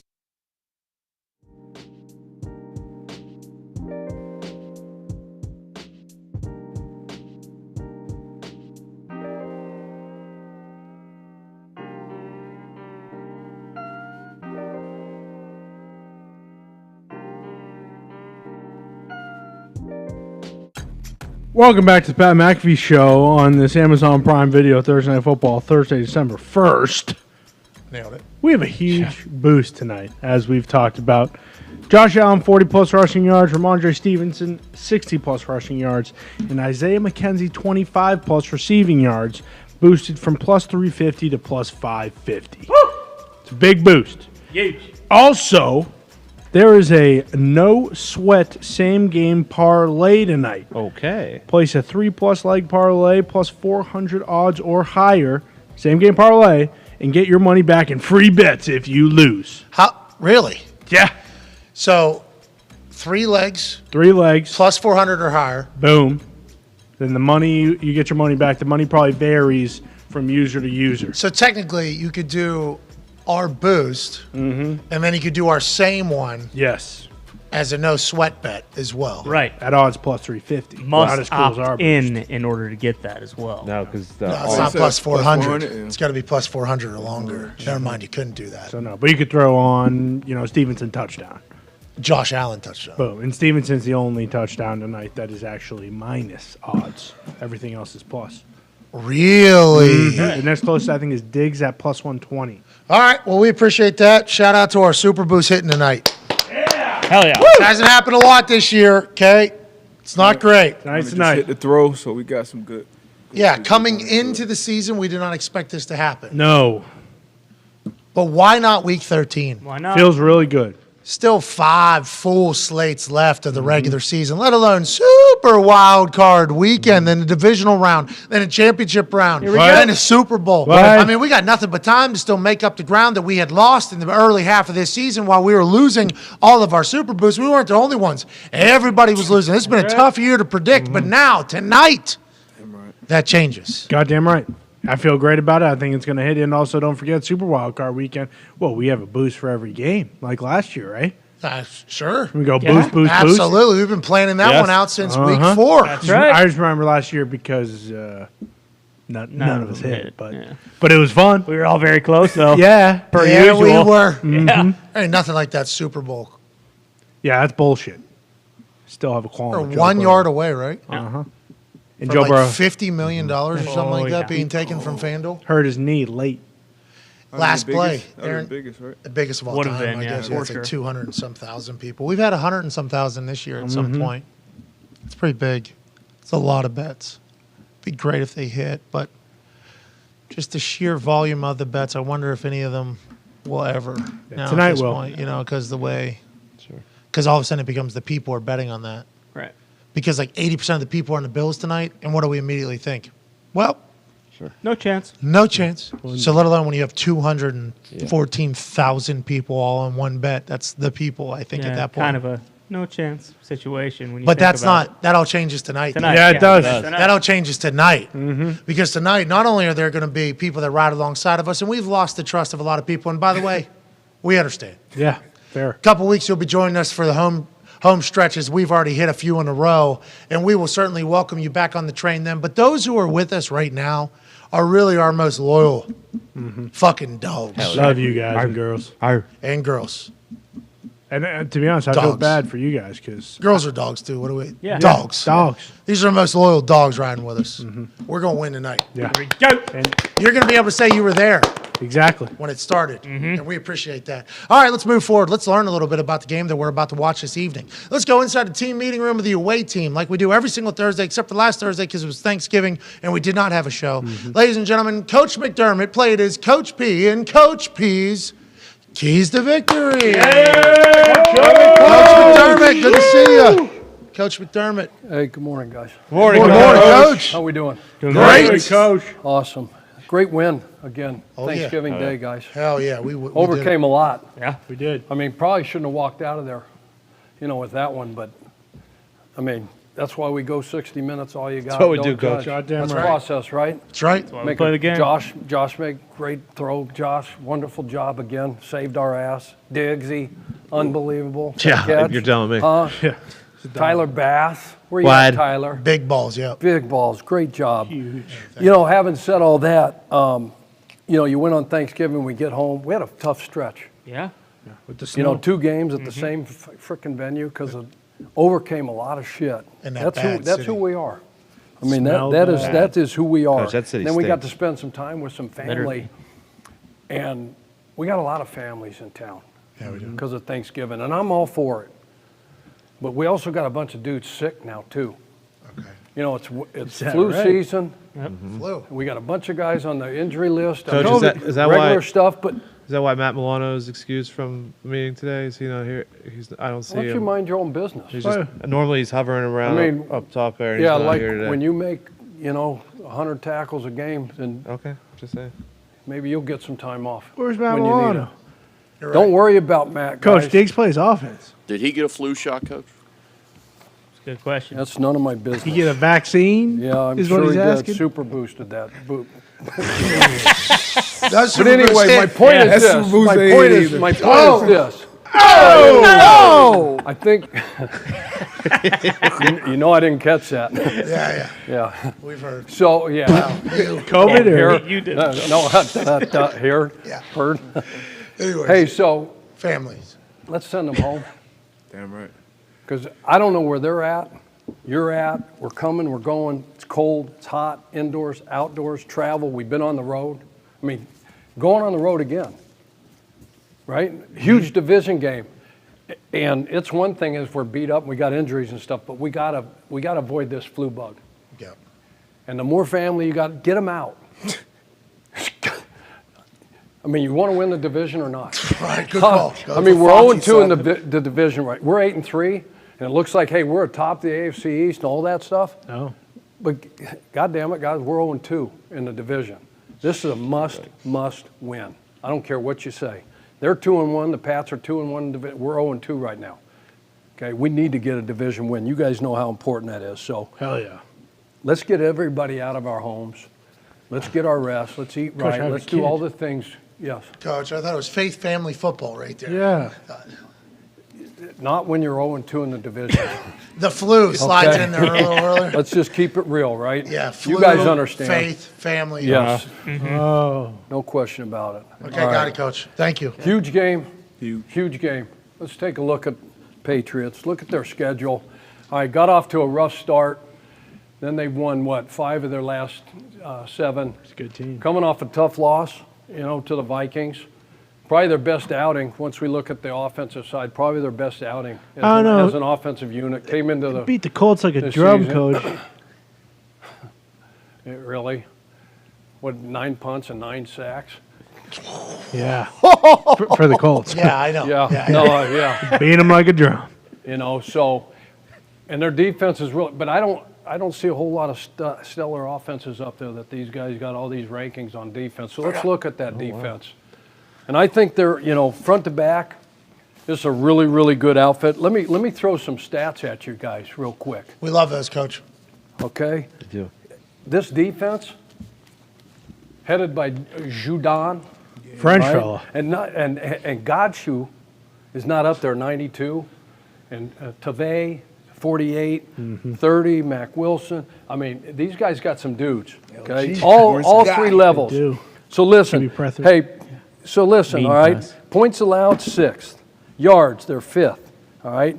Quarterback rating, all right? We've got the best quarterback in the world, Josh, right? We got the best quarter. Right now, their quarterback rating, they're 3rd in the National Football League, 78.8 on average, right? Oh, they're good.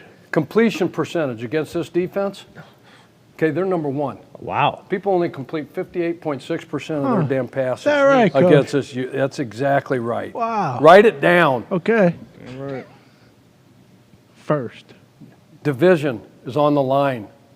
Keep that in mind as you guys keep fucking around in here. Whoa. All right? Oh! We're just asking about flu shots. Offensive TDs allowed 4th. Rushing TDs allowed 2nd in the league. Interceptions 3rd with 12. Whoa. Fumble recoveries 13. Takeaways 5th in the league. Sacks 2nd. This team's good. Okay, Jesus do I Christ. have your attention? Yes, sir. Okay, Damn do I good have your team, attention? Coach. Sort it out. So you know what the Patriots, you never know what you're going to get, right? This is a game plan D. Steve Belichick, Coach Belichick's son. He's a wizard. I mean, he's apple don't fall far from the tree. He's really, really good at football, just like his pop. Hell yeah. And they're going to give us something. You know, Rob Ken Mayo. Dorsey, Coach Dorsey, where you at? Yup. Where you at? Right here, Coach. Okay, they're going to give you something new. Being a first-time play caller against Belichick, he's going to treat you just like he treats all the rookie quarterbacks. Oh, fuck! Son of a bitch! Don't throw Son of a- Careful. Give me your iPad. Don't throw the Again? iPad. Coach, again. okay, Someone Coach. cover the cameras. Thought you went to Ken. anger management, Coach. I love it, Coach. I just didn't we're think pa- about Bill Ken, doing we're that. past that. I didn't think about You it got to till show right some now. poise in front of the damn team. We love it, Coach. Yeah. I Hey, love that show me someone who passion. doesn't care. I honestly, I Okay. hadn't thought of that till right now. He is going to try and make me his little. Okay, so just sort it out. Yeah, you're right. This is going to be about, we're going to come up with a great plan for these guys, So right? that. But it's about adjustments, in-game adjustments, series by series by series. First half, second half. Second half adjustments are going to be huge, Ken. Yeah, of Okay? course. I'll be He's there. going to save something. He's going to save something for the second half that you have not seen. Uh-oh. What'd you say? He's going to scary. save something for the second half. The son of a fucking bitch! Coach, calm down, Coach. Pat, Ken? shut the fuck down. Ken? Ken, We love it, Coach. Did you learn that from Yeah. Dayball, Okay. Coach? You ain't Look. a loser, Coach. We love it. really good front. I mentioned the nose tackle. They've always had huge nose tackles, Yeah, right? big cusses. Love Wolf you, Vince. Fork. Uh-huh. I Yeah. mean, Ted Washington. Mean back in the sons day. of guns. I mean, Big son of a bitch. God shows it. Lawrence just the Guy's same. no different, Lawrence Coach. Guy's been around for a long time. so fast. All QB right? Prether. Wise, He's a a long, dog. long time. They play fast. They play physical. They play square. They get knock 'em back. Everything you want in a defensive line. We're going to have to do a great job of blocking this front. Bentley. All right, leading the team in tackles, 72 tackles and 2 sacks. All right, we Man. talked about Dahn. Okay, this guy, 13 sacks. Whoa. He'll Leads put the, a beam national, on you, leads the Coach. National Football League. Yeah, look out. 10 of those sacks, okay, 10 of those 13 are at home. Ooh, I didn't know where, that. And where are we playing these guys? At their home. Hostile environment. Uh-oh. Loud. Got to be really good, Josh, with our snap count, our cadence, silent count. We're going to have to count. use all that stuff. Definitely. Okay, you feel me on that? Yes, sir. Yes, Coach. 3 of those 10, all right, against the Colts. Oh, Man. wow. Who Okay. They doesn't? suck, Coach. We're way better than Keep them. that in mind. So he had 3 of the 9, all right? I think many do you have against the Wise Bears? had 3 in that game as well. So, yeah, he's got a lot of production. Bentley, like I said, those other 2 linebackers, 48 Tavay He's a and beast. Wilson, 30. Again, these guys are going to, they can use more personnel groups, all right? Line guys up. Every one of these guys, you have to be, I mean, very, very good and cerebral at football, Yeah, hell yeah. okay, to play for this guy. Mm-hmm. And having said that, Ken, I hope you're writing all this shit down. When I told you about sorting things out, guys are going to line up in a bunch of different spots, and they're going to make you do things, and they're going to get you to what? I didn't like where you were going there. Yeah. Piss him off. Careful, Coach. He's got a short fuse. Okay. Lose his shit. Okay, you understand. I'm sorry. I'm trying to Say what you're saying. You've grown. Say Never what mind. you said. Say what you're going to say. Okay, back end is really good. We're going to have to be able to beat man coverage. What? Diggsy, Davis, Yeah. McKenzie. Hell yeah. We got to beat man coverage. Throw it to McKenzie. Okay, hey, you're going to get man coverage. All right, this group. Hell yeah. Okay, and what are they going to do? Who are they going to try to take away? What's he always do? Me, Coach. What's Belichick always do? Make you play left-handed. Make you pay. Do it. Hey, whatever you do best, it's done. What is that for It's us? over. Huh? You think that's Diggs or is that Josh Allen running? It's a good question. Me, And that's Coach. the question that they're having right now. And that's what we got to Yeah, so bank on. that's why we Okay? got to do this. So, Diggs, where's Diggs? Right here, Right Coach. there, Coach. Where? What's up, dude? Hey, Cowboy hat. you look good in Thanks that for giving me hat, that Diggsy. hug a couple weeks ago, Coach. Yes, it sir. really Yeah. turned the game Yeah, around. what was that Yeah. all about? Don't. It's between him and I. Don't fucking talk about it. All right. Hey, so they're going to double Okay. Yeah, I know. They're going to double you. Yeah. So I got a feeling. Okay, if you go back, I want you to study this when we break. When you go back, you look at their last game against the Vikings. Yeah. Okay. What they did was they put number 2, okay, Mills. Yeah. They put him on their number 2. Yeah. Thielen. Yeah. Okay, and then they put 31 or 13. All right, one of those other Coach, they corners. put that rookie on and me. then double. I mean, I'm going to fucking burn him. He's pretty good. Just study him. Be careful. Just study him. Be careful. So you're saying they put 31, two. 31's got 3 picks. They've all got interception. I told you where they were, okay? So they put their second corner, Millsy. I think they look at this guy as their number 1. The guy I don't have up here is 13. Okay, the other Jones, right? Mm-hmm. And they're not related, right? No. No, Keeping they're up not with the related, but Joneses, they're coach? really good players. They're really good corners. Okay, so 31, 2, and 13 are going to be the 3 dudes. All right, those 2 safeties, Cordy's been there 1,000 years. He's a beast, Okay, he's the Coach. general back He's there. 200 He start. runs the whole Yep. show. He's going to be in the Ooh-wee. middle of the field. He single high, that's going to be the guy in the middle of the field. And Duggar, that guy's a bitch. He's a mean cuss. Okay, where's Knox at? Right here, Coach. Okay, that guy's going to be all over you. When they play man, okay, we got you, isolated. That's going to be the guy, and you're going to have to beat him. That's Cook the 'em up. matchup. Okay, and you've done well against these guys. Yeah, I ain't worried about anything, Coach. I think the wild card game, you had a big game. Okay, so we need to did. do that again, Noxie. I will. Okay, so we're going to have to beat man coverage again. I just feel like, this guy might be on you, Gabe. We'll see what they decide to do in the slot. McKenzie, where's Mac? Mac's done a great job. Yep. Good Mac, player. you got to do it again against these guys. Need Gotta do it 25 again. yards. 26 yards. 26. Sure. 6 yards. Coach. Man coverage, man coverage, man coverage. Then you're going to get a little too high. They're going to make you think, hey, it's man to man. All right, and then they're going to fall out of their disguise, try to screw you up, Josh, try to force you into a bad frickin' play, all right? No chance. Can't have it, all right? So you'll get some cover too. And then they'll also drop a safety down if they're thinking run and play some vanilla country cover 3. Okay, so you'll get some of that. The quarterback and the ball. Just basic ass cover 3. Yes. That's what they do. Exactly. Just simple. High school? Eyes. And why is that good against us? Because we got what's- options. No, and because you Josh got a quarterback Allen like runs. we got. Yeah. You got a quarterback like we got, and he likes to take off and run. You play man. Where's everybody back? To the quarterback, They're Coach. chasing their fucking receivers all over See the ya. field, and they See don't ya. see them. See ya, And so they rely 40 plus. on the front 4 and maybe one linebacker who's playing rat, to get you down. Whoa. So when they play some zone coverage, they got multiple eyes on you, Josh. They Okay. better. So that's why they don't be shocked when you see maybe a little bit more of that in this game. Okay, and then the quarterback and the ball, very, very, very, very important. All right. Oh, yeah. Second in the Superb. league in sacks, they got 37. Yep. Number 2 in the league right now. God damn. Again, keep in mind, Judon's got 13 of those. He's a beast. Wise got 6.5 of those. There's a bunch of other guys. They'll send a safety. They'll send a corner every now and then. All right, and then the ball, they're 5th. All right, in the league in takeaways. This is a good unit. It's a good Good team. unit. You're going to have to go back and study all of our games, all this stuff, and we may see some of that stuff, What? and then we may not see Whoa. some of the defenses, some Now of the you fronts see and me, now covers. you don't. Magic Man. Yep. Like the ghost. Bye-bye. Okay, defensive keys Oh, boy. for Josh and the boys. All right. So, who we got at quarterback? Mac Mac Jones. Jones. Mac and cheese. Fucking Jones. Mac and cheese, all right? For this game, Ramondre Stevenson. Hell yeah. Okay, that dude, let me give you some numbers on Stevenson, all right? 60 yards. 680 yards rushing, all right? Wow. 50 receptions. Ooh, that's a lot. Yeah, 359 yards, all right? Woo! This is going to be the dude. Harris got hurt, Yeah. okay? Harris got hurt, probably not going to play.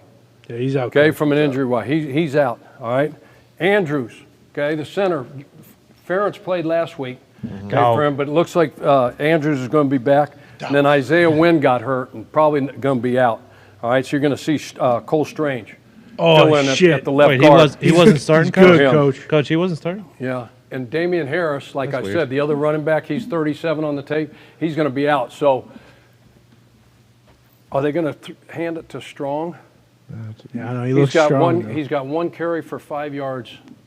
That's Okay. a pretty good average, A lot of Coach. people are saying that he lost the game last week for the Okay. pass, Coach. Because the punt. The I punt. think J.J. Taylor's another guy that they have been on and off the practice squad. Quick son of a bitch. Little Yeah. guy, 5'6", Like Darren Sproles. feet like a shorebird. gone. Yeah. Okay? Jackrabbit. He's averaging 0.9 yards per rush. That's not good. Okay. Probably not going to hand it to him. Okay. And then That's what Harris, he wants us to was think, it Kevin Coach. Harris? He's got 3 carries for 5 yards. So who in the fuck's going to get the ball? Ramondre. Boom. Write it down. This is the dude. Mondre. Scheme runs. They call him All right? Mondre for short. We've got to Coach. defend scheme runs. What am I talking about, guys, when I talk about scheme runs? Is that just straight inside zone to the left or the right? No, sir. Wide zone, inside zone, zone read? No. What's a scheme run? It's a gadget. Motion. And explain. Expand on that. Well, it's like a wham or a Y wrap. Excellent. So who invented the wham? AQ. These dudes. AQ did it, man. AQ talked about it. You mean hosted in the AQ talked trenches? about it. All right. Influence a lineman. Let him go free. Step like this. Let him go like this. And then there's an offset tight end, offset fullback or something right in the ear hole. These dudes created the Right. wham. Right. Bill Belichick's a fucking god, huh? Let me tell you something. You want to question him? Me, no. Yeah, good. No, but there's people As that far do. as, so as far as you know, Ken, he invented it. All right. Oh, Ken, he said you don't know shit. And we should probably look into some of these runs. You. That poor guy. Coach, is there any Adams still there? Hey, we got 39 stop touchdowns. it. Okay. So scheme runs and then the check downs. Okay. The way we play defense, you know, bend but don't break. Keep everything in front of you. Take away the deep stuff. All right. Man every now and then, but we don't play it a lot. Check down's going to be big. Okay. All right. And that guy with 50 receptions, let's respect it. All right. We should Timing rally and and rhythm, tackle. we got to throw them off. We got to do a great job with disguise.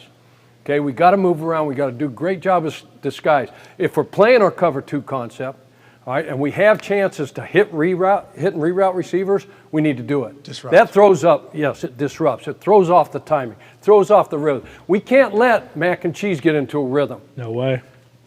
28 of 39 for 382 yards and 2 tuds last week against the Vikings. Joe Montana? They're coming on. Okay, a lot of criticism early. All right, in the year, didn't name an offensive coordinator. Joe Judge and Matt Patricia, back and forth. Who's going to be the guy? Who's calling it? Who's doing this? Matt Patricia's calling the plays with them. Man, right? savant. And we knew there'd be some growing pains. Everybody knew that. But it looks like they're coming on. Here we go. Okay? Good So we team. need to study that. Okay? And we need to understand who this guy is. He's a smart guy. He's a processor. He knows where to go with the football. And he's sneaky athletic. Yeah. He can turn and run. He can get out of there. He can run. He can make some plays with his feet. Sneaky Okay? how, He's Coach? not like our dude. No. No.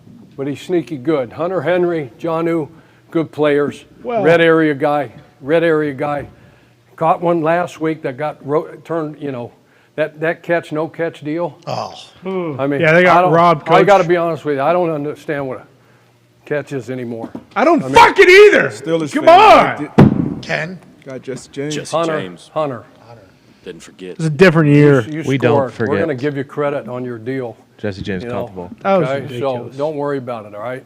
Kelsey scored a Good touchdown player. against the coach. Myers, good player. Kobe Myers, good Crafty. player. Yep. Crafty, 47 receptions, 570 yards, 3 tutties. Aguilar, big seam route last week. Touchdown against the Vikings. Okay? Watch out for him, all right? He's only got 23 receptions, but they're coming on. And Parker, do we know Parker well, guys, in this room? Defensive guys? Yeah, we do, Coach. In 13 games, where did he used to play? Miami. Good. Okay, you know how many receptions he's got against us in 13 Quite a bit, games? Coach. Probably a boatload. 75. 63 Hey, coach. for over 800 yards and about 10 tutties. Oh! That's on you, Jordan. So, Yeah, where's Poyer Yeah. at?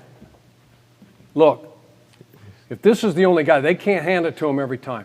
And they Well, can't check it down to him every at time, least right? 60. He got beat up, right? He had a shoulder in that last game. He's probably going to play, but he's a little banged up, right?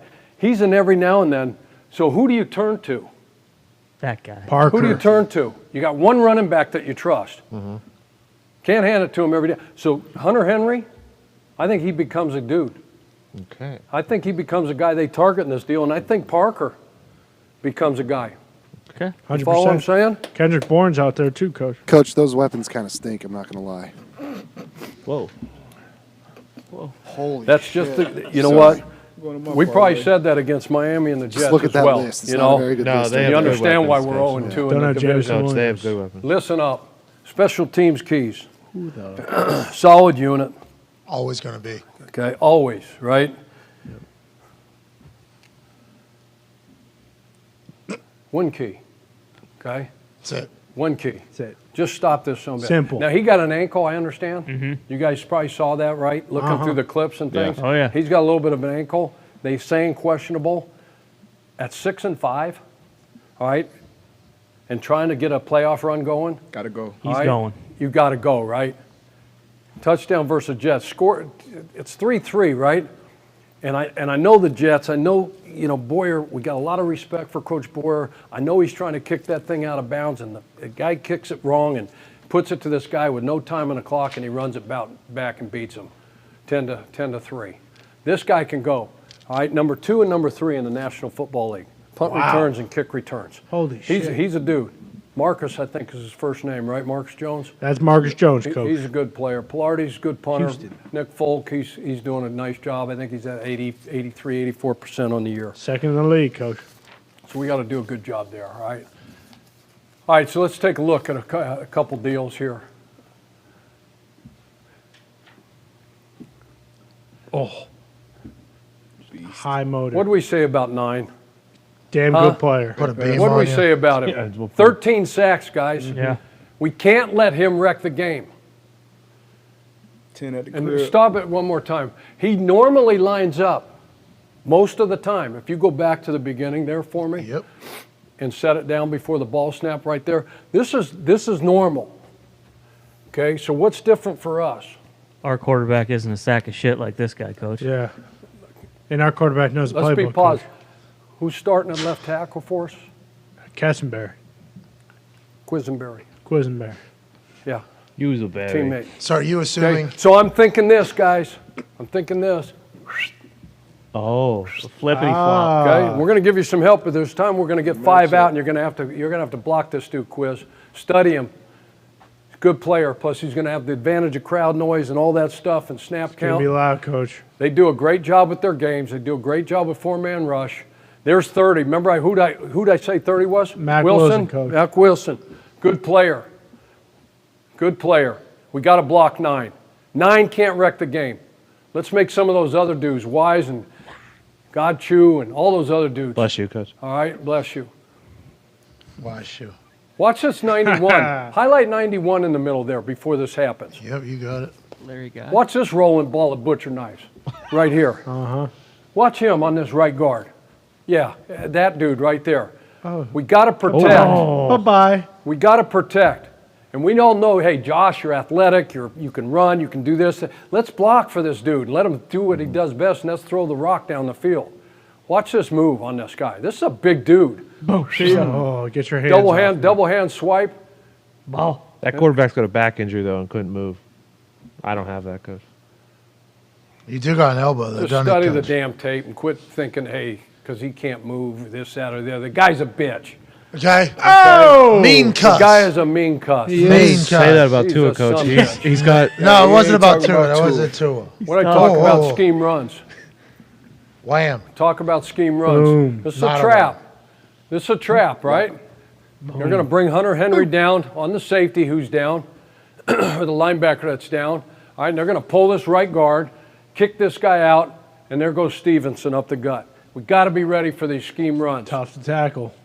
Really, really tough to tackle. When he gets in the open field, his rack and yak yards are unbelievable. Remember in the run game, who they handing it to? Stevenson. Who, again? Stevenson. Again? Stevenson. Again? Stevenson. How about Stevenson. check down, check down, check down. Wide. 38. Wide. That's going to be the dude. Okay, and Jacoby's right here. Jacoby Myers. Here's Devontae Parker.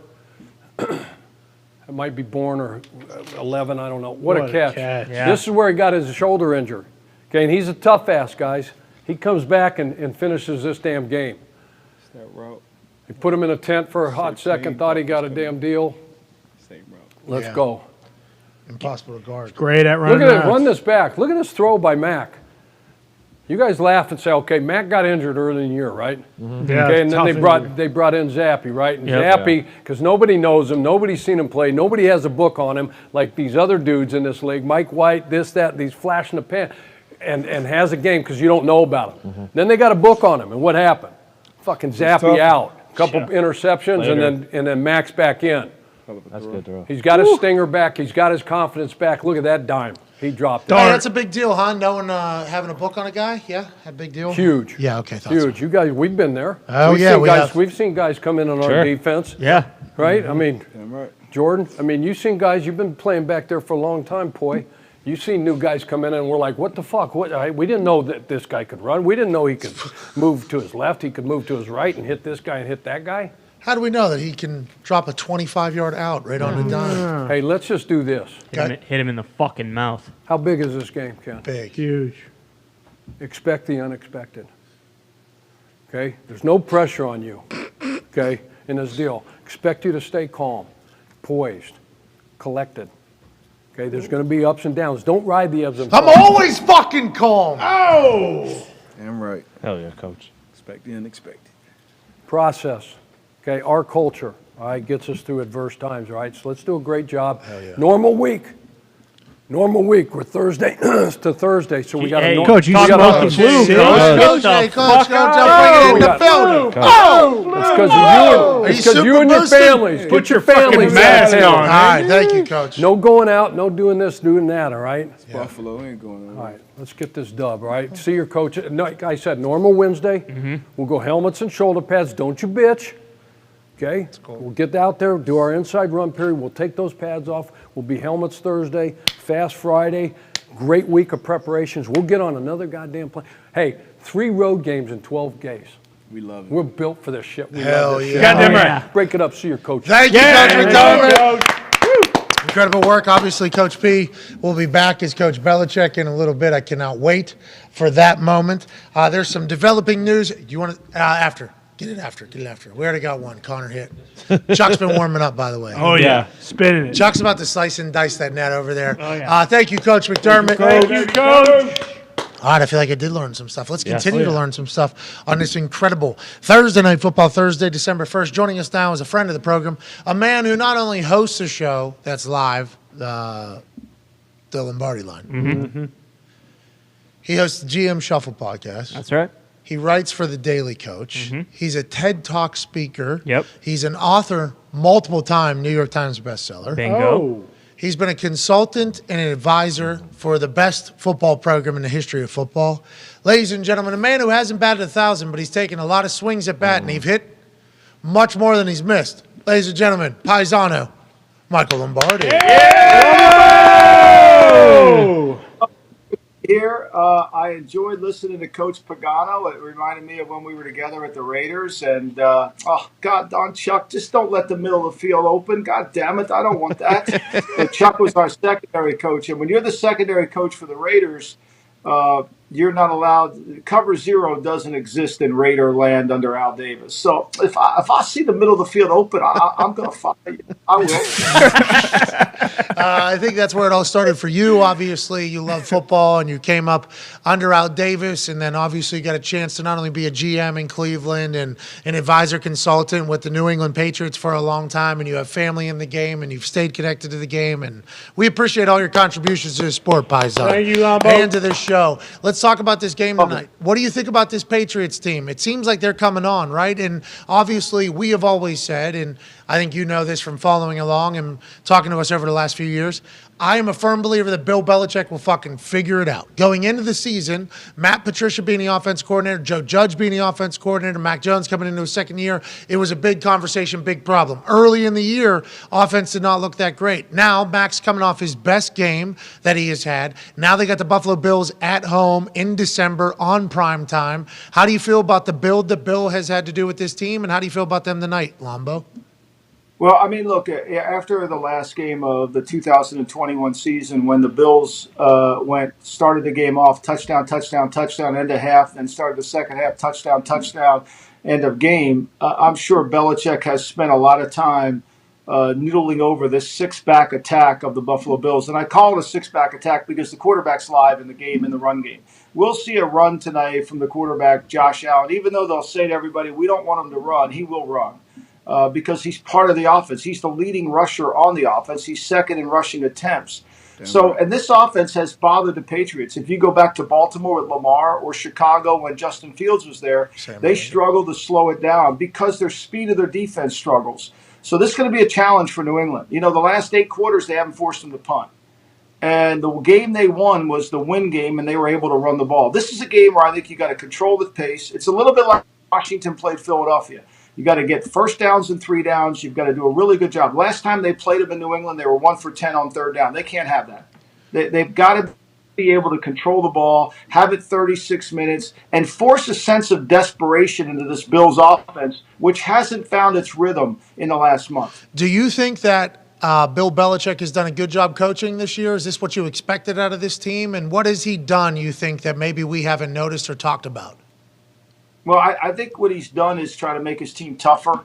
I think that's the one area he always has tried to improve. I think he probably would say he's disappointed that his offensive line, which he puts a lot of emphasis and resources into, hasn't played to the level it did against Minnesota, which we saw the quarterback play much better.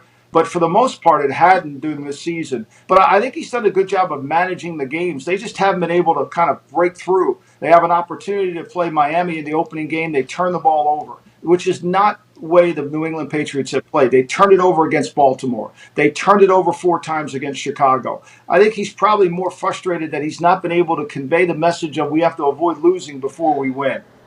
I think that would be it. And tonight, as he's often said, the season starts tonight. I mean, this is really what is a playoff game tonight for the Patriots. They've got to play well, and they've got to respond to a team that they've struggled to beat the last 2 games. Boston Connor, your question for Lombo. Yeah, Lombardi, what do you think about how the defense has played this year? Do you think that that's kind of the backbone for the entire team going forward as a whole? And do you ever see Mac Jones kind of making the steps that we've seen some of the other guys take, like a Josh Allen? I think Mac Jones has got to rely on. Look, Mac Jones is not as talented as Josh Allen. He doesn't have the arm or the speed or the athleticism. Mac Jones has got to win the game with his intelligence. He's got to be smart, get him in the right play, make the right check, get him in the right run, get him in the right pass, be accurate with the football, and run the offense through him, but not necessarily have him carry him. And when he has a chance to hit a guy wide open, he's got to make that throw. Ty Schmidt. And I think he's better at that. Go ahead, Ty. Go ahead. Yeah, Lombo, you a guy you affectionately coined the mayor, Kyler Murray. Recently, why do you call him the mayor too? He's the mayor of Munchkin Land because in the Wizard of Oz, when they were all in that circle, we're going to the Munchkin Land, and he's the mayor of Munchkin Land. He's the.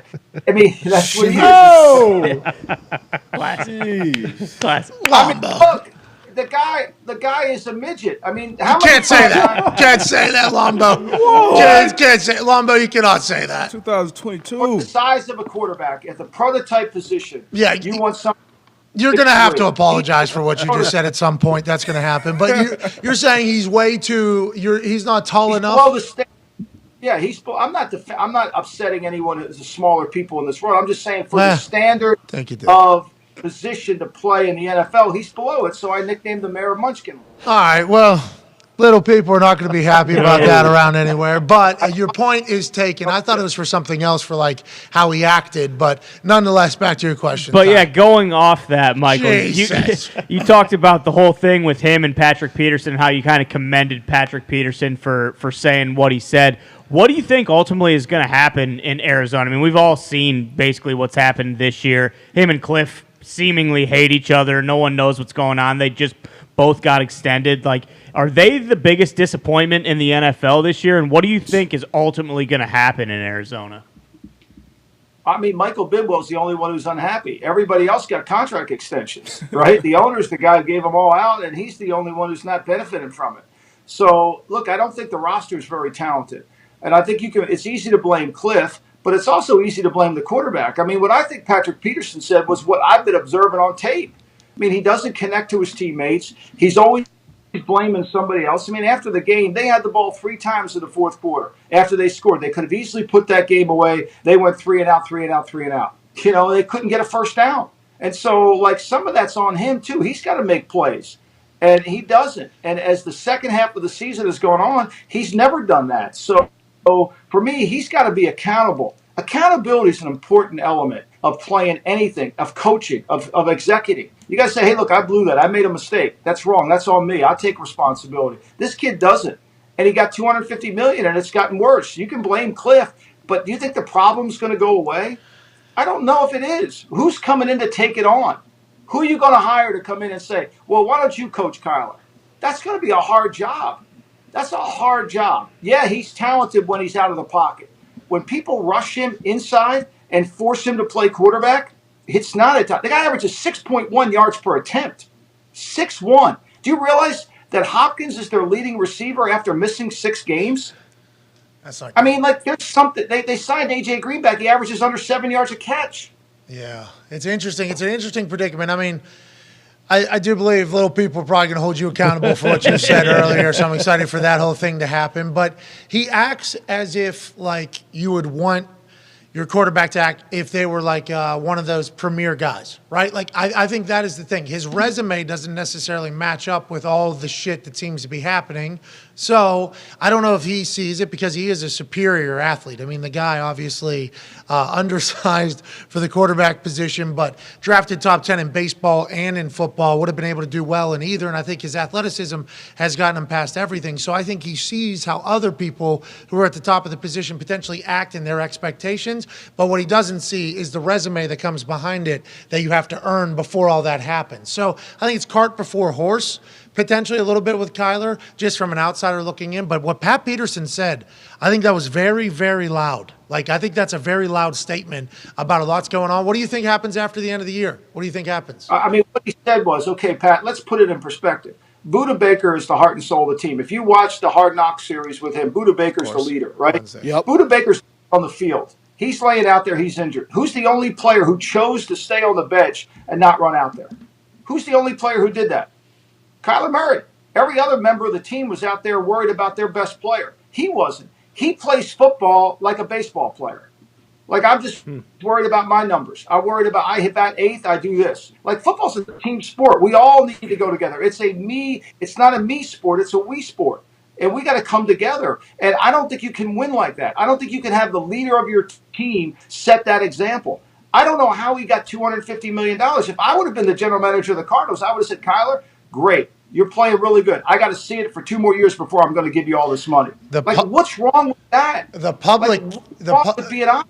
Eric Burkhart with the public thing before the combine, and then the whole extending Cliff and Keim and him at the same time, which makes us all think, oh, they must all be on the same page outside looking in. And then as it just kind of unfolds, it's been a disappointing season for sure. I don't know how they write it. Go ahead, Connor, your follow-up, I guess, for Lumbo. Oh, this had to do with the follow-up from the article yesterday written by The Athletic. It was about Tom Brady and Aaron Rodgers possibly getting either traded for Rodgers or Brady signing back to New England. Do you see any of that stuff kind of happening, Lombo? Look, I think Aaron Rodgers, when he signed his contract with the Packers this offseason, he signed it for 3 years. I mean, they made the decision, and I think it was the right decision to make, that Aaron Rodgers, after having 2 MVP seasons, is going to play 3 more years at a high level. So let's continue to build a team around him. Now, I don't think they've done a good job in that area, but this whole notion that we're going to put Jordan Love in the game and see what we have is ridiculous. They've already made that decision back in April. They're going to go with Aaron Rodgers. Now, if he's not healthy enough to play, don't play him. I'm all for that. But to me, they can't go down that direction. They've already made that decision. Aaron Rodgers is the quarterback of the Packers in 2023 because they gave him a contract that is worth it. I don't know what Brady. I think Brady, if you understand Brady like I understand Brady, is Brady needs a nickel running back. He's had it with Kevin Falk, Shane Vereen, James White. He needs a slot receiver, Wes Welker, Danny Amendola, Julian Edelman. He needs a tight end, Gronk, Hernandez. He needs those 3 inside receivers. Oh, yeah. It's like what Chuck was saying there before I got on. Chuck was talking about once we get a read on the quarterback, we know him. Well, quarterbacks are like basketball players. Where great basketball players love to shoot the ball, they make it, right? Well, quarterbacks are the same way. They have certain areas of the field they want to throw the ball in. Brady wants to throw it in the middle of the field. And so you've got to give him players that can win in the middle of the field. Mike Evans is a great player, but that's not Brady's strength, throwing 9 routes. That's not Brady's strength throwing deep comebacks. Brady's strength is throwing over routes, inside cuts.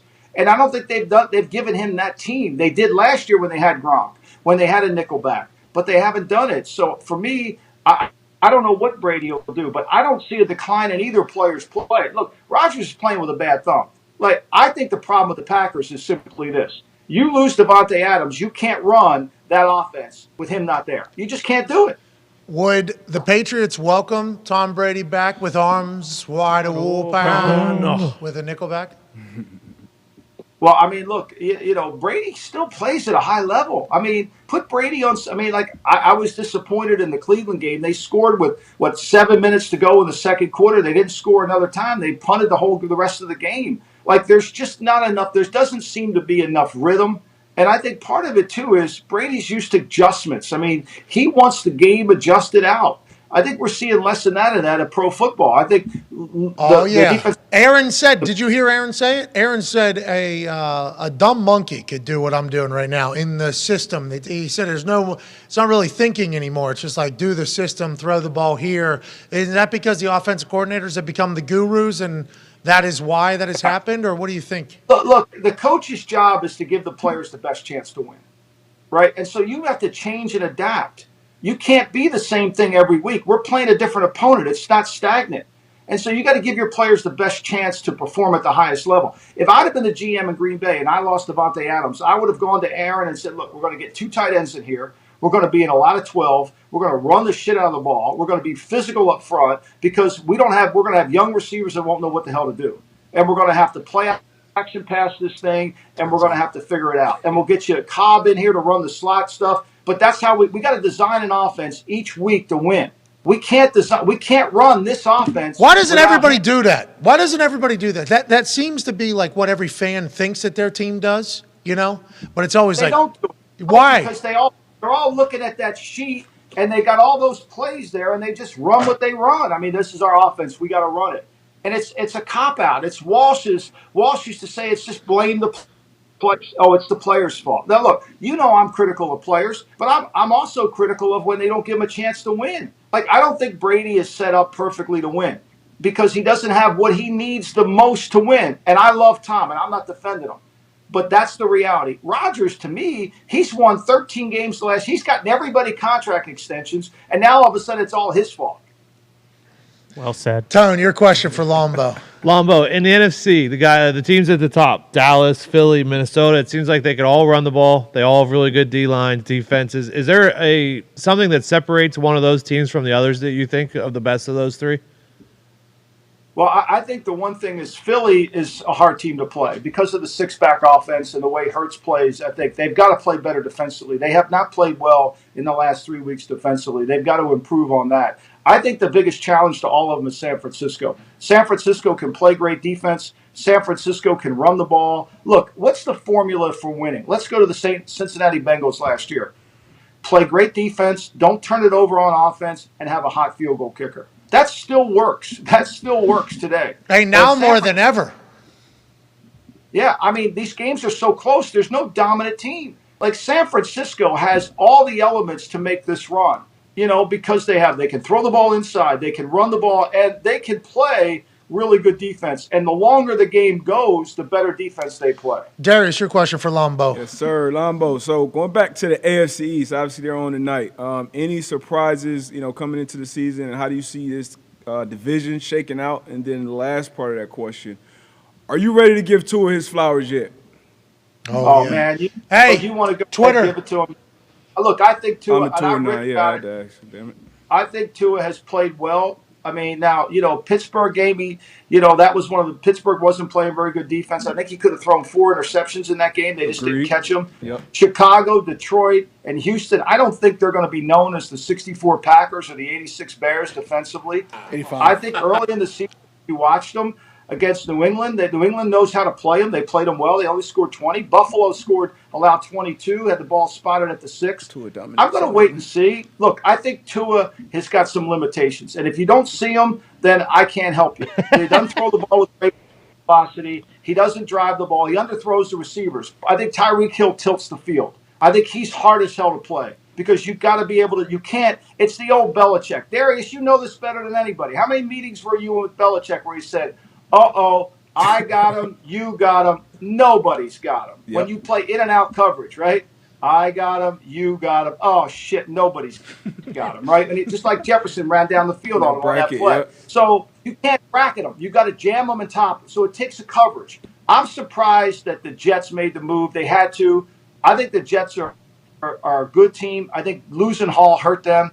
We'll find out if their offensive line can hold up against Minnesota this week. That'll be a hard game on the road. Bad lines typically don't travel. Miami's defense isn't very good. You can throw the ball on Miami. That's going to be interesting what San Francisco does. And I think Buffalo, to me, if they could eliminate their fourth quarter mistakes, they're by far the best team.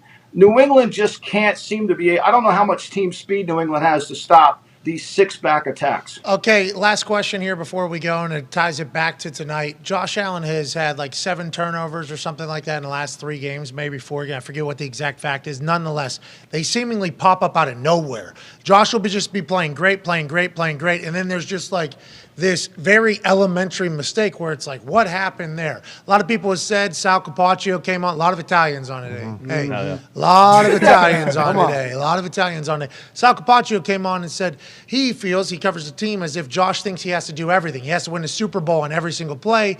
Hopefully he'll be able to stop doing that. Do you believe that? Do you think that's what it is with Josh? And is that something he can stop in all the years that you've been around? Is that something you just flipped the switch on, or what do you think it is? I mean, Favre never stopped it. Favre kept thinking he had to win on every play. Favre gets a bit handsy. Favre doesn't drop much. Yeah, he doesn't drop anything. He picks up everything that just drops. When they destroyed the Rams, he still turned the ball over 4 times in that game. Destroy more than the Rams. I think you got to let him play the way he plays. I think when you try to bring him in, he's not the same guy. And he's deadly he's so hard to tackle. Watch it tonight, how many times people see, we never talk about defensive linemen's ability to tackle. To tackle Josh Allen is a hard thing to do. It's hard, and it's going to be hard for New England. And so you got to be prepared for it. I think the guy can overcome some of his mistakes. Some of them are just, happens to, like the interception he throws against Minnesota. Look, they beat Minnesota. We just sneaked the ball. Like, let's just sneak the ball out of here. We're going to win the game. Like, there's been some kind of bad luck that they've had. Yeah. Minnesota's had great luck, but I think Josh Allen will play better in the second half, or this part of the season from here on. Would you like to apologize to the little people of America who are saying? I'm sorry. I did not mean that in any disrespect to anybody other than I was trying to characterize the position of how we grade players, size, speed players. There's a protocol at every position for what you want, including punter, Patrick. Thank you. Including punter. So you want certain guys that are built a certain way, because when you get off the team bus, and I learned this from Al Davis, you want the team to look the same. When you go out to pregame warm-up and you got a short guy, a tall guy, a fat guy, a skinny guy, you don't have a grading system. All right, well, I appreciate you doing that, apologizing. I hope everybody will understand that Paisano comes from a much different era of life and did not mean any offense by that. And we do understand your notion, and we appreciate every time you stop by. You make us better, bub. Thank you, buddy. I appreciate it. Anytime. Hey, we miss you, man. That sun came behind you. It was like the angel of football. It was. It's like an angel of football behind your head. What film you breaking down right there behind you?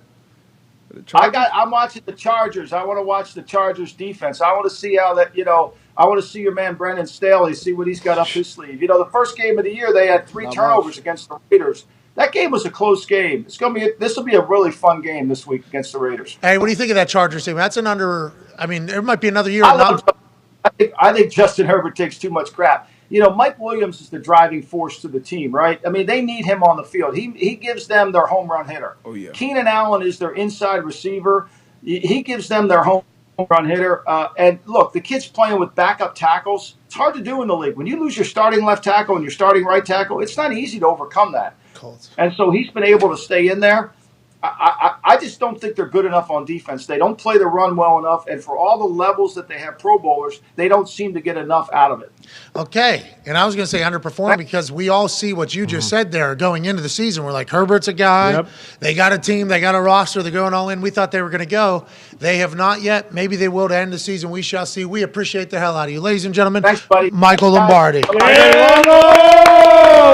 So that's like one of the first times that's ever happened on the show where something was said where it clearly cannot be said. Now, Lombo's like 70 years old, 65, 70 years old, so he's a complete different era. I don't think he meant any ill intent to anybody except for Kyler, where he was talking about how Kyler's not supposed to even play the position that he plays. That's his stance or whatever. Apologize at the end. Was that? I think that was the right way to do it. Yeah, absolutely. He didn't. I mean, he meant nothing by it. I think so. No, but I'm talking about from our side. Oh yeah, for sure, no doubt. As it was going, I was trying to figure out. I'm like, great job. I have to get him to apologize. I think because if not, I'm a bad person. Well, you educated him, yeah. Yeah, and I he think didn't know. so. He didn't know. And immediately you said something. It's not like you waited till the end. Okay, good. So that'll be our Baseline. going forward. If anybody gets on and says something dumb, which whenever we get our phone lines back, that is my biggest fear. Every single time we go to the phones, I'm like, whoa. Uh-oh. Here we go. Yep. Who do we got? We got some whoever and bumfuck wherever. Literally nothing to lose. That person on that phone. Yep. So every time we would go to the phones, I'd just be sitting there like, okay. I want to talk about the Colts defense. All right, you got it. Let's go. What are you going to say? Well, first of all, you see Kanye? Fuck everybody in the way that, exactly. You see Kanye and Alex Jones? Yeah. Like that whole thing. So that is why, I feel like that's the first time it's happened. And we will try our best to make sure everybody knows, because we are, I feel like, a type of show that wants everybody to have a good time. Yeah. Mm-hmm. Very welcoming community. If you look at our stats and analytics, I think some people might just assume the people who listen and watch our stuff. That is not the case at all, whatever you assume. And I'm only saying that. Well, men.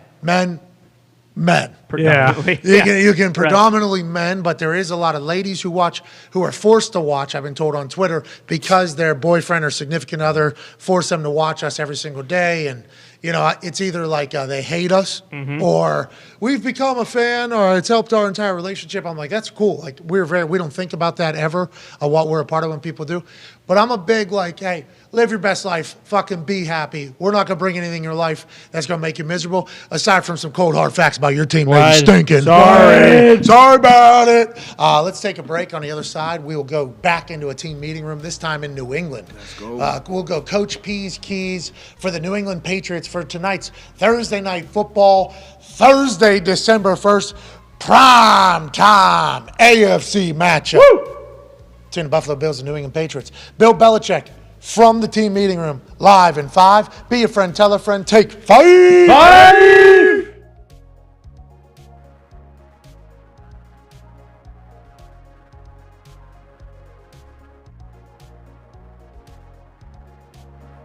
Just reading this headline here that is written on this piece of paper by Boston Connor this morning. Lou Holtz sent Brian Kelly several letters over his Notre Dame tenure to no response. This must have slipped through the cracks in the group text. Sports Illustrated is reporting, while talking to reporters this past week, Lou Holtz shared that while Brian Kelly was at the helm, he wrote him several letters over his tenure as coach. Unfortunately, Holtz said he never got a response. So, obviously we got to go. Well. Looks like I wasn't fibbing when I said that Brian Kelly was a big old piece of shit. He writes this guy letters and tries to tell him, hey, this is exactly what you need to do if you want to be a successful coach at Notre Dame. Okay, he didn't fucking respond to me once. You know how long it takes me to write these goddamn handwritten letters?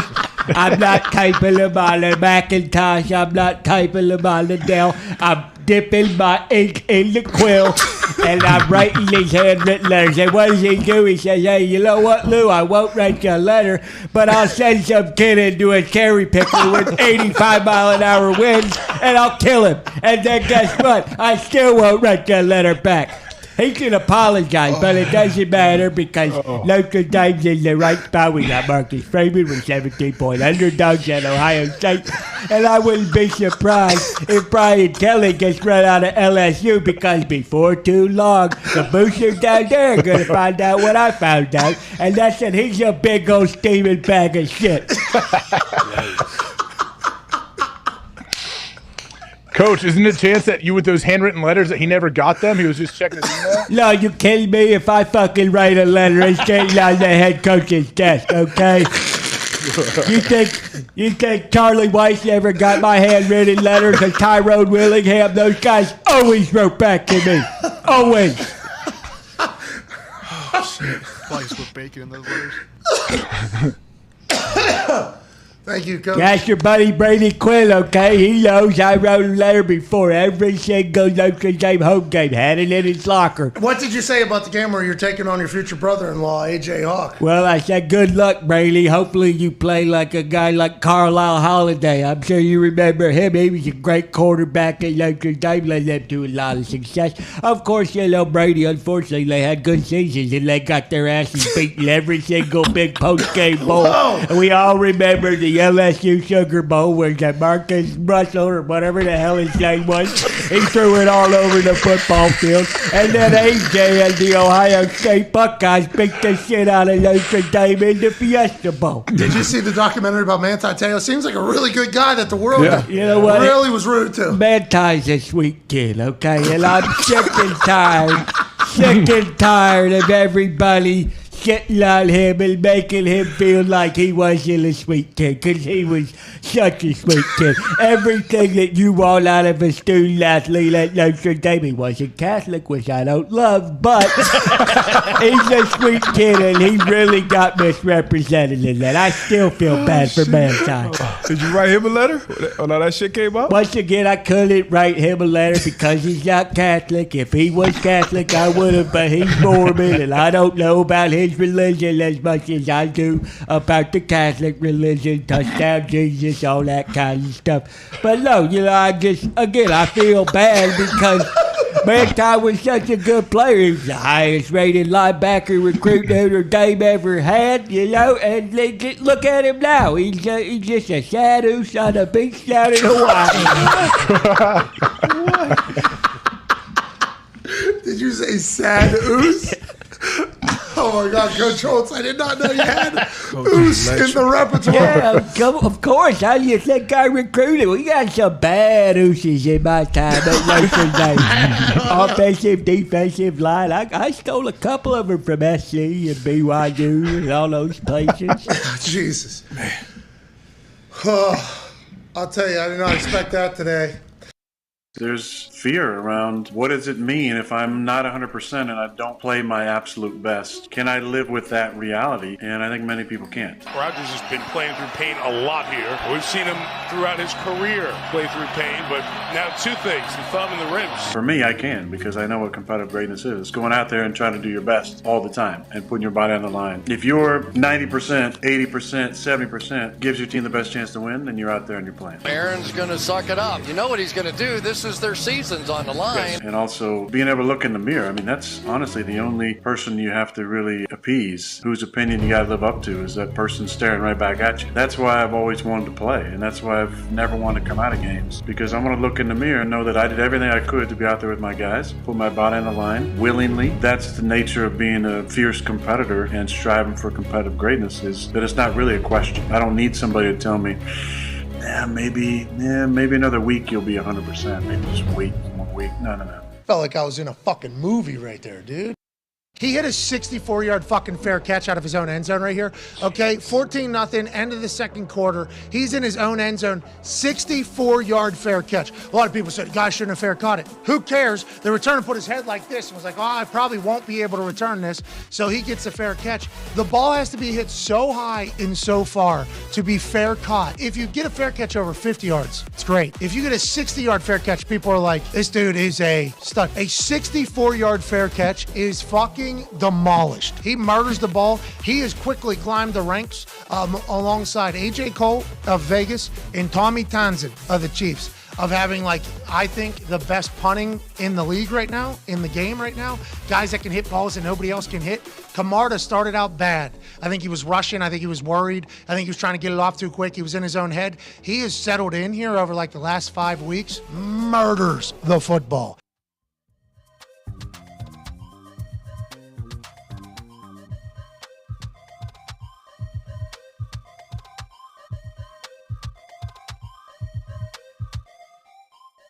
This Chiefs team, man, And everybody talks about how and AJ picked the Chargers because how good the Chargers play the Chiefs, and that was the point. That was evident yet again last night. And shout out to the Chargers having a fucking great game. Now, 2 minutes left in the game, the way you go about scoring there and thinking about Patrick Mahomes on the other side, down 3, it's a whole situation there. And who knows if you could take things back, you score that quick, and did the Chiefs let them score that quick, and we're happy they scored that quick? Who knows? They're in field goal range.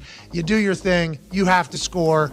Not taking a shot at Staley at all. Just saying interesting situation for them to end up in, for us to have to talk about, because you give Patrick Mahomes that much time to come back.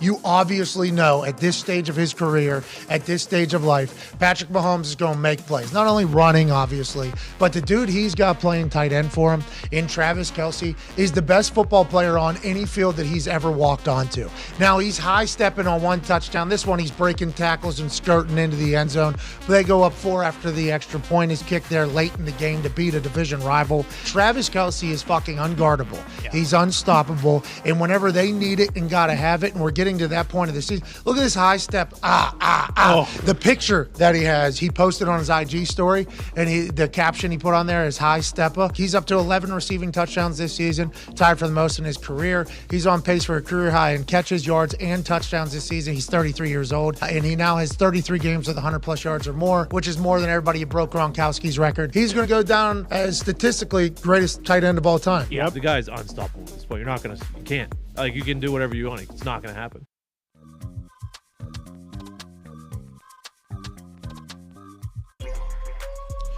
Welcome back to the program. It is Thursday Night Football Thursday, December 1st, 2022. Oh, yeah. What a series of events this program's been through. That's right. Obviously, we've been covering the NFL season as diligently as we possibly can, haven't we? Yeah. Of course. I don't think there is a single topic that we haven't chatted about. If you do recall this past offseason, we covered litigation in Texas for about 2.5, 3 weeks. Long time. Remember, the jury, Yeah. the grand jury would indict a ham sandwich, we were Exactly. told. We were doing that. We'll talk about it. This is one of the first times that Awful Announcing has ever covered anything on our show. Awful Announcing is coverage of like the media on Twitter, basically. Good account. I actually enjoy the account. Keep up with it. One of their first tweets about us ever is Pat McAfee wants Brett Favre scandal mentioned every time his name is broached.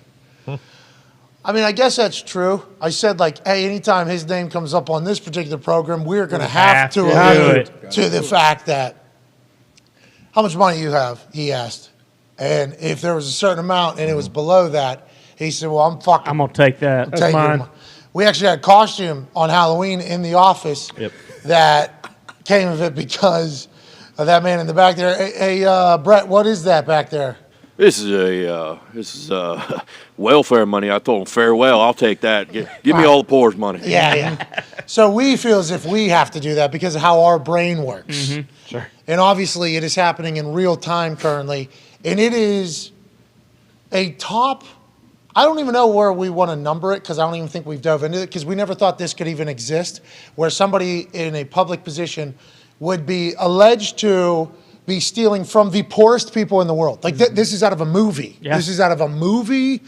So we feel like we have to talk about it. Not everybody else. No. Because everybody else is doing it in such a boring fashion. I mean, it would be quite a damper on everything. But for us, when Aaron talks about learning from it, have to talk about the sticky finger bandits who are literally robbing from the poor in Christmas time, which being alleged is what Brett did in Mississippi. And Brett Favre Enterprises has come out and said that's not true. But it's happening in real time. We have to cover it. So that is just a little correction to the tweet, I think, to a account that we enjoy, Awful Announcing. Yeah, for sure. And I think a lot of people are saying, you just can't, you don't need to demonize him for what he did, But he doesn't need to be demonized. You do. Well, kind of. But you kind of do. Have to.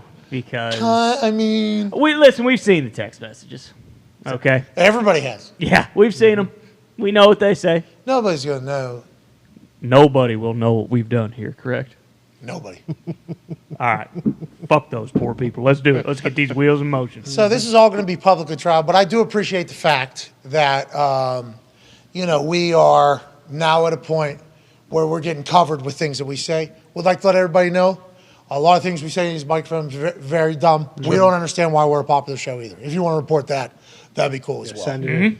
Let's get to a part of our show that people do enjoy, though. That's right. Love it. Let's get to a part of our show that is so good that we learn so much about a team that we're going to gamble on that we need to do it for seasons to come because of how riveting, electric, and insightful it has been. Isn't that correct? Hell yeah! Every Thursday of this NFL season, we've had the incredible opportunity, except for Thanksgiving because we didn't work on Thanksgiving, but every Thursday night game, we've had the incredible opportunity of hearing from an NFL head coach about what he would be saying to his team if his team were playing that evening on Thursday Night Football. We've learned about everybody. We've learned about names before games have happened. Rookies that we thought might not be good turned out to be great. And then rookies we never heard of before that he said, hey, take a peek, see at this guy would score a touchdown. We'd bank on an anytime touchdown score because of it. We'd hear how games would kind of be played out.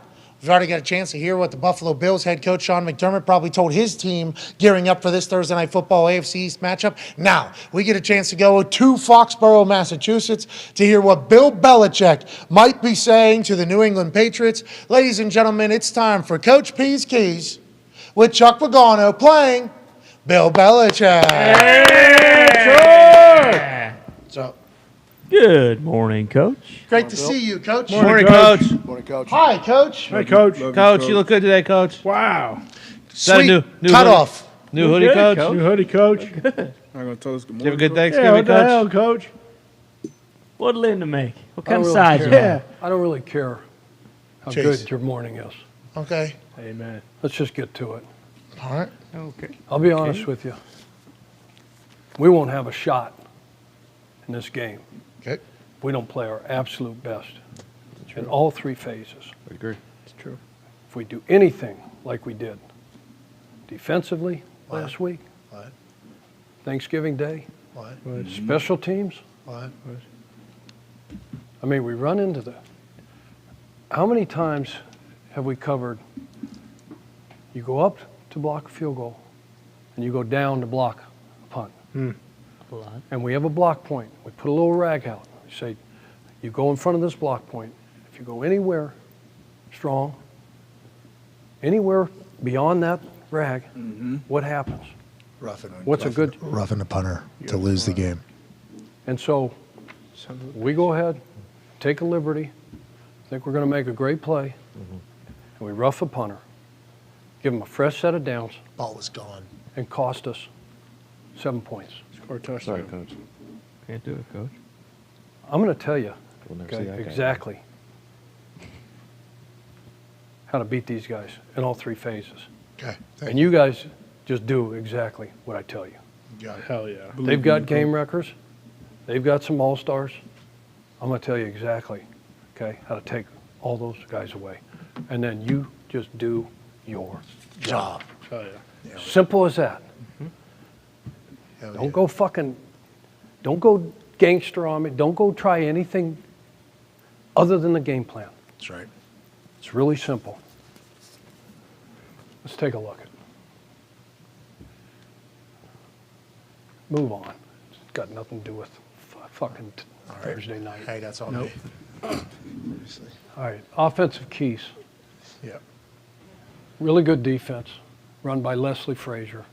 He's done a great job there for a long time. I've got a lot of respect for Leslie. A player in this league, coach in this league for a long time, a head coach in this league for a long time. Does everything right, cares about fundamentals, he cares about technique. Are you writing this down? Yeah, I'm actually typing it down. That's crazy. Since when are we on a typewriter? Well, Coach, it's 2020. You told me to download the spy software on here. Oh! I don't know anything about that shit. Just write it down. Okay, I'll throw it away. Okay? He's been in this league for a long, long time. Done a lot of great stuff. Been a head coach in this league. He knows what he's doing. Hell yeah. Okay? And he's got a great group to work with. He's got a bunch of great assistants underneath him. We know the head coach Sean's a defensive guy too. These guys do a great job. They got really good players. Oliver and Jones inside. Epinesa, Rousseau on the edges. He's a dog. All those guys can play. Missing one guy though that's an absolute Hall of Famer, first ballot Hall of Famer. He's got 100 gazillion sacks in his career. Von Miller will be out. Thank God. Okay, won't have to face Von. All right, so what's the rest of these guys? 5 sacks here, 3.5 sacks here. Milano, he's the heart and soul of that defense. Don't forget about it. Edmonds missed last week. He's back. He's going to play. BC Okay, guy. the back end is really, really good, really talented. They got Tre'Davious White back. Okay, now he only played a couple series last week. Okay, 14 plays, got him on a pitch count. Don't think for a minute, okay, that he's not going to play. Okay. This entire game. You sure, Coach? Okay, Whole he's- game? Pitch count last week. Whole game? And we don't, we don't have a number one, like a legit Diggs guy, like, whatever, but Whoa. I think You they'll put just the put it, team I together. think they'll just put it, I thought you said Devontae Parker. the pay GM. attention. Yeah, Devontae. I think they'll just put him on the left side, Dane Jackson or Elam, okay, 24 Elam, write his number down. He's a good player, all right, Rookie. really good player. He's been injured in and out. He should be back. All right, so between those three guys, Taron Johnson will play the nickel. Poyer's deep. Who's missing on that? Micah Hyde. Micah Hyde been out, okay, IR'd. All right, who's filled in for him? That guy. That You guy, guys should know Dane. Hamlin. Hamlin. Number 3. DeMar. Kenny? Denny. Number 3. Denny. DeMar. Yeah, Denny. DeMar Champion. Hamlin. Tamar. Do we not hand out press guides and media stuff every week, man? I never got one. We don't watch. We don't look at it. Football ops guys? Get them the damn depth chart on, of these football guys. ops. You should have that. Should bring Easterby back. Should have that. Only to pray. Patricia, Shots fired, Coach. you gonna hand out, tell these guys? That's not my job anymore, Coach. I make the decisions around here. Actually, remember Okay, when yeah. you told me? You Mac- did really well when You we told let me you to- go over to Detroit, too. No, you told me to draft. And Terrible that head worked coach. out You well, told me and to I was draft good, Mac. great, good enough to bring you back. You're welcome. You and Joe. Where's Joe? Yep. Yeah, I was doing special teams, then I became a head coach. Now I'm on the offensive side. I love football. Hell yeah. Damn right, Joe. Good answer, Joe, Coach. the way our quarterback played last week, did a hell of a job developing him. Thank you. I'm starting to learn just alongside of him. Just keep doing what I tell you to do. Okay? Just do your job. And that's what I tell you to do. And you do it. Drill work, everything. Where to throw the football. LOL. You start thinking for yourself and thinking outside the box, that's where we get a little bit fucked up. Yeah, that's when we suck, Coach. All right? So we have to stay patient. All right? 4-man front, going to be in nickel, going to be in sub defense, 95% of the time. Going to play some single high on first and second and run situations. Going to mix in some 2 deep, play some quarters, quarter, half. All right? It's a bend but don't break. That's their deal. So we got to body blows. We got to stay patient. We got to be positive yards on first and second down. All right? Get it to third and manageable. But take what they give you. Mac, where's Mac? Very, Coach. Don't just what we did last week, what Joe told you to do and what Matt told you to do. Oh, yeah. Let's just do that again. Let's do You got it. into a great rhythm. 382, really, really good. No big deal. It's when you start doing your own deal, you don't just do your job. That's when we get jacked up. Fine. Fine. Okay? DYJ. Whatever. Fine. And you know who's sitting behind you, right? Bailey. Yeah, Ready to fucking go. Yeah. big ball, zip on the Jab. ball. Yeah. Zip on the ball. I can be gone like that. You can be. He ain't ever playing again, Coach. Tell you that much. I like that attitude. All right, so let's take what they give us. DYJ. I don't force DYJ. anything. Just do your job. Dice. DYJ. Write that up there Yeah. to remind everybody in this meeting. You're right. DYJ. D. I heard they don't say that in the building, Coach. Okay. Ask some guys that have been in there. Ask some real ball players. Watch. Okay? Explosives. You're not going to methodically against Leslie Frazier's defense, all right, and this group of players, you're not going to 10, 12 plays. We got to hit some chunk plays, just like we did last week. Okay? We've got to hit some chunk plays. We got to hit some deep over. We got to be able to run the ball. Of course. Ramondre. Where's yeah. Ramondre? Here You it ready comes. to carry this Over thing there. How many- 35 times? Right. How many Huh? Madres do 35 times? A bunch of checkdowns? Mm-hmm. Get your rest this week. Coach, we're I'm gonna, spinning We're it. going to ride you like a mofo. All right? I ain't checking that. Okay, so, DYJ. but we got to have success in the run game to set up the play action and hit these pop passes, hit these deep over routes. We got to make some explosives. All right, this defense is too good, and they just wait for you to make a mistake. Try to do your own thing. Do your job. Von do Miller your- just went do- to IR, Coach. Just, Oh! Really? At least 4 weeks. Oh, no. That Coach. sucks. Coach, it's good That's for us. breaking Bad news, for us. Coach. Coach, did you know that already? I know everything. Okay, so you did. Who do you think gave the news to the media? Was it you? How'd you know? Coach, a lot of people were saying I know everything. You put the hit on. Invented the game. Shut up.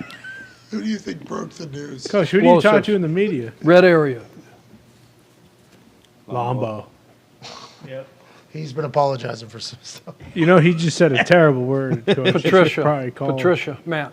Yeah, Coach. Have you studied these guys at all in the red?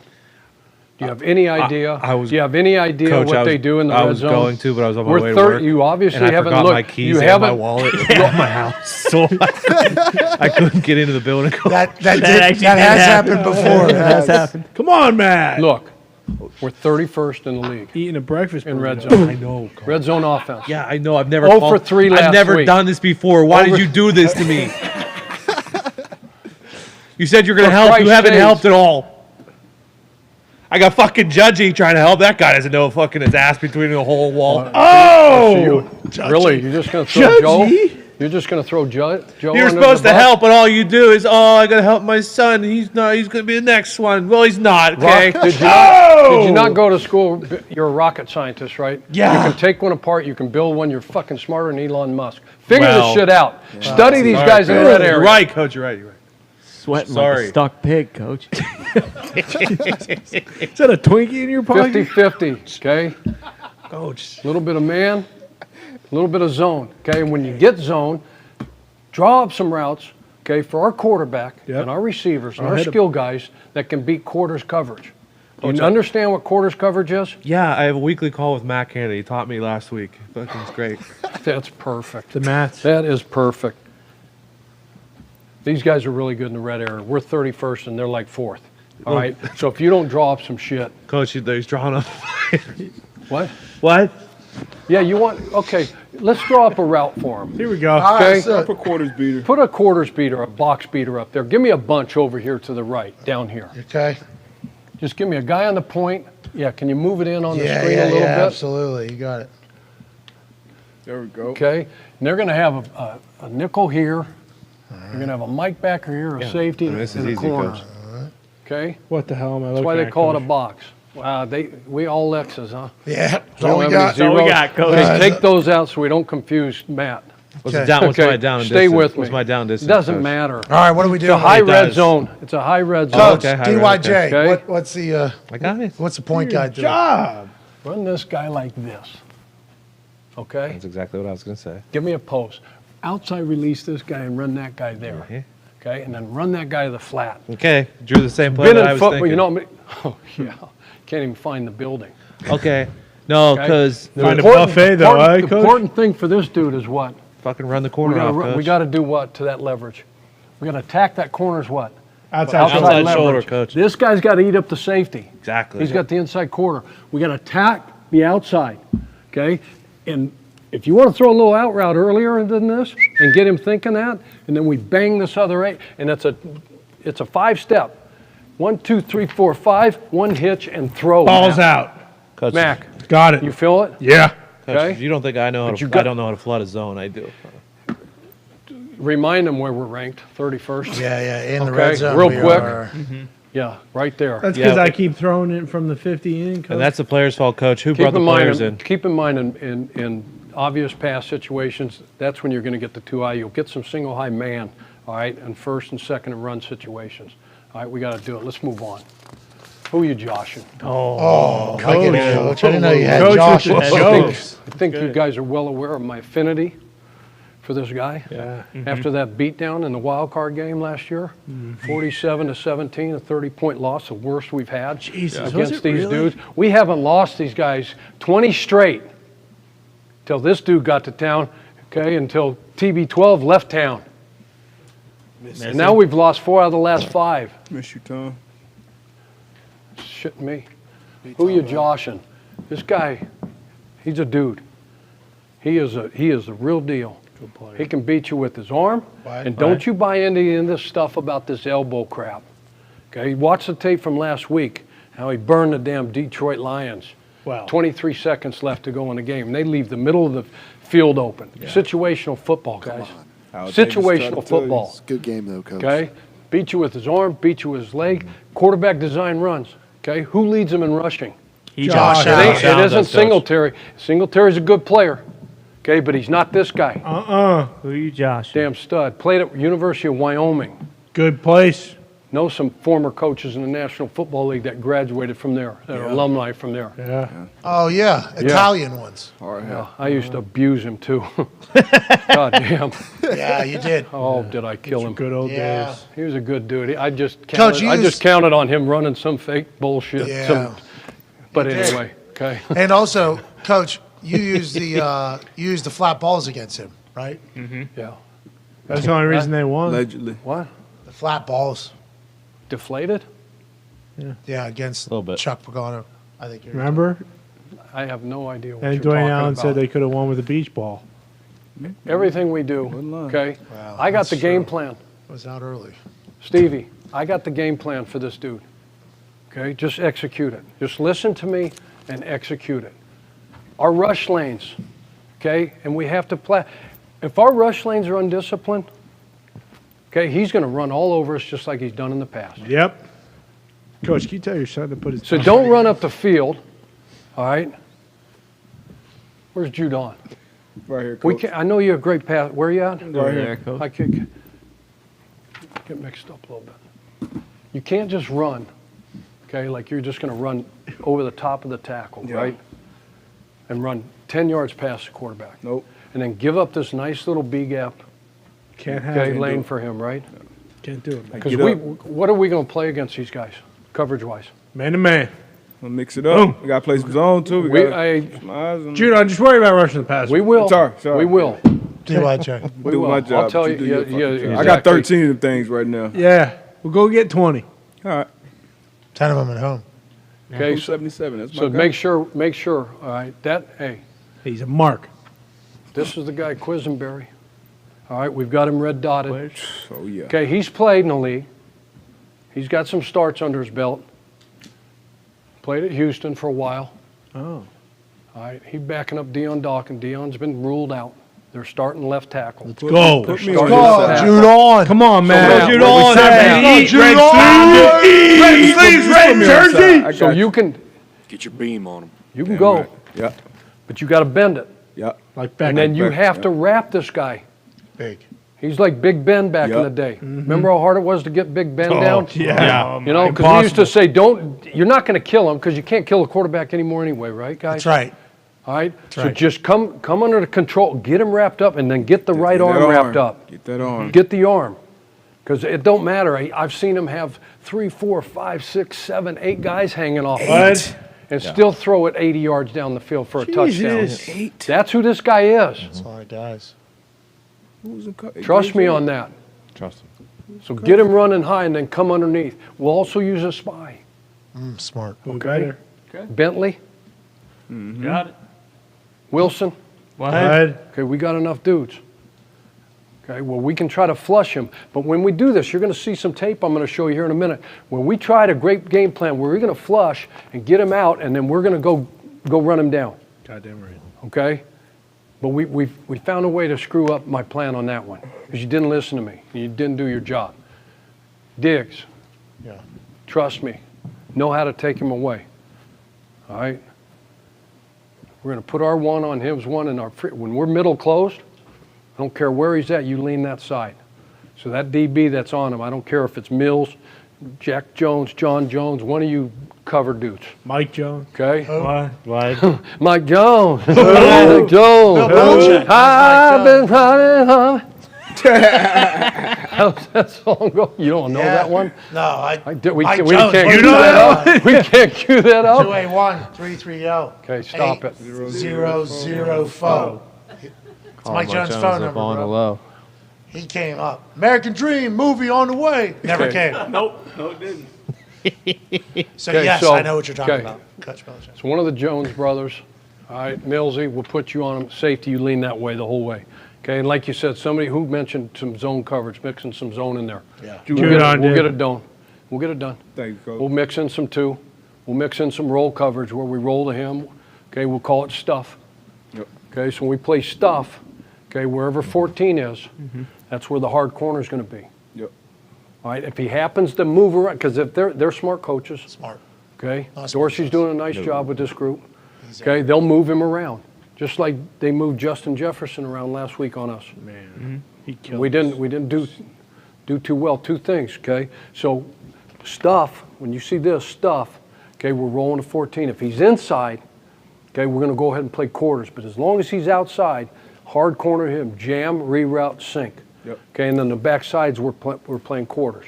Okay, away from 14. Easy. So it's stuff to him, okay, and quarters away. Mm-hmm. Really, really simple. What was my other point? Go back. Huh? Okay. Once he's done, deep threat, big, long, fast, can go up and make the 50-50 plays, right? And this guy, remember what he did to us last year, right? Oh, man, he slaughtered us. Okay, and 88. Where's Duggar? We got to get Duggar. Get oiled up, study Noxie, because we're going to match you up on him a bunch, all right? Good. And go back and find some tape, because we're going to move around. Matt, we're going to put you over there. I know you like rushing over here, okay? But we got a dude. Couple sack lunches. Anywhere, whatever it takes. We'll give Get the you rest 20 of the guys, maybe. I'll give you guys the rest 7 of the on chance, prime all right? time. Wake up. In our rush lanes, we got to be disciplined. We can't run over the top of the frickin' quarterback. Okay, we got to get great push inside and then plaster D-backs in the back end. Okay, we have to plaster because there's not one play, there's not two plays, but every time they snap the ball, there's 3 plays. Yeah. Okay, because this guy can extend and he can run. All right, and then the quarterback runs. We got to be ready for the quarterback runs. Special teams.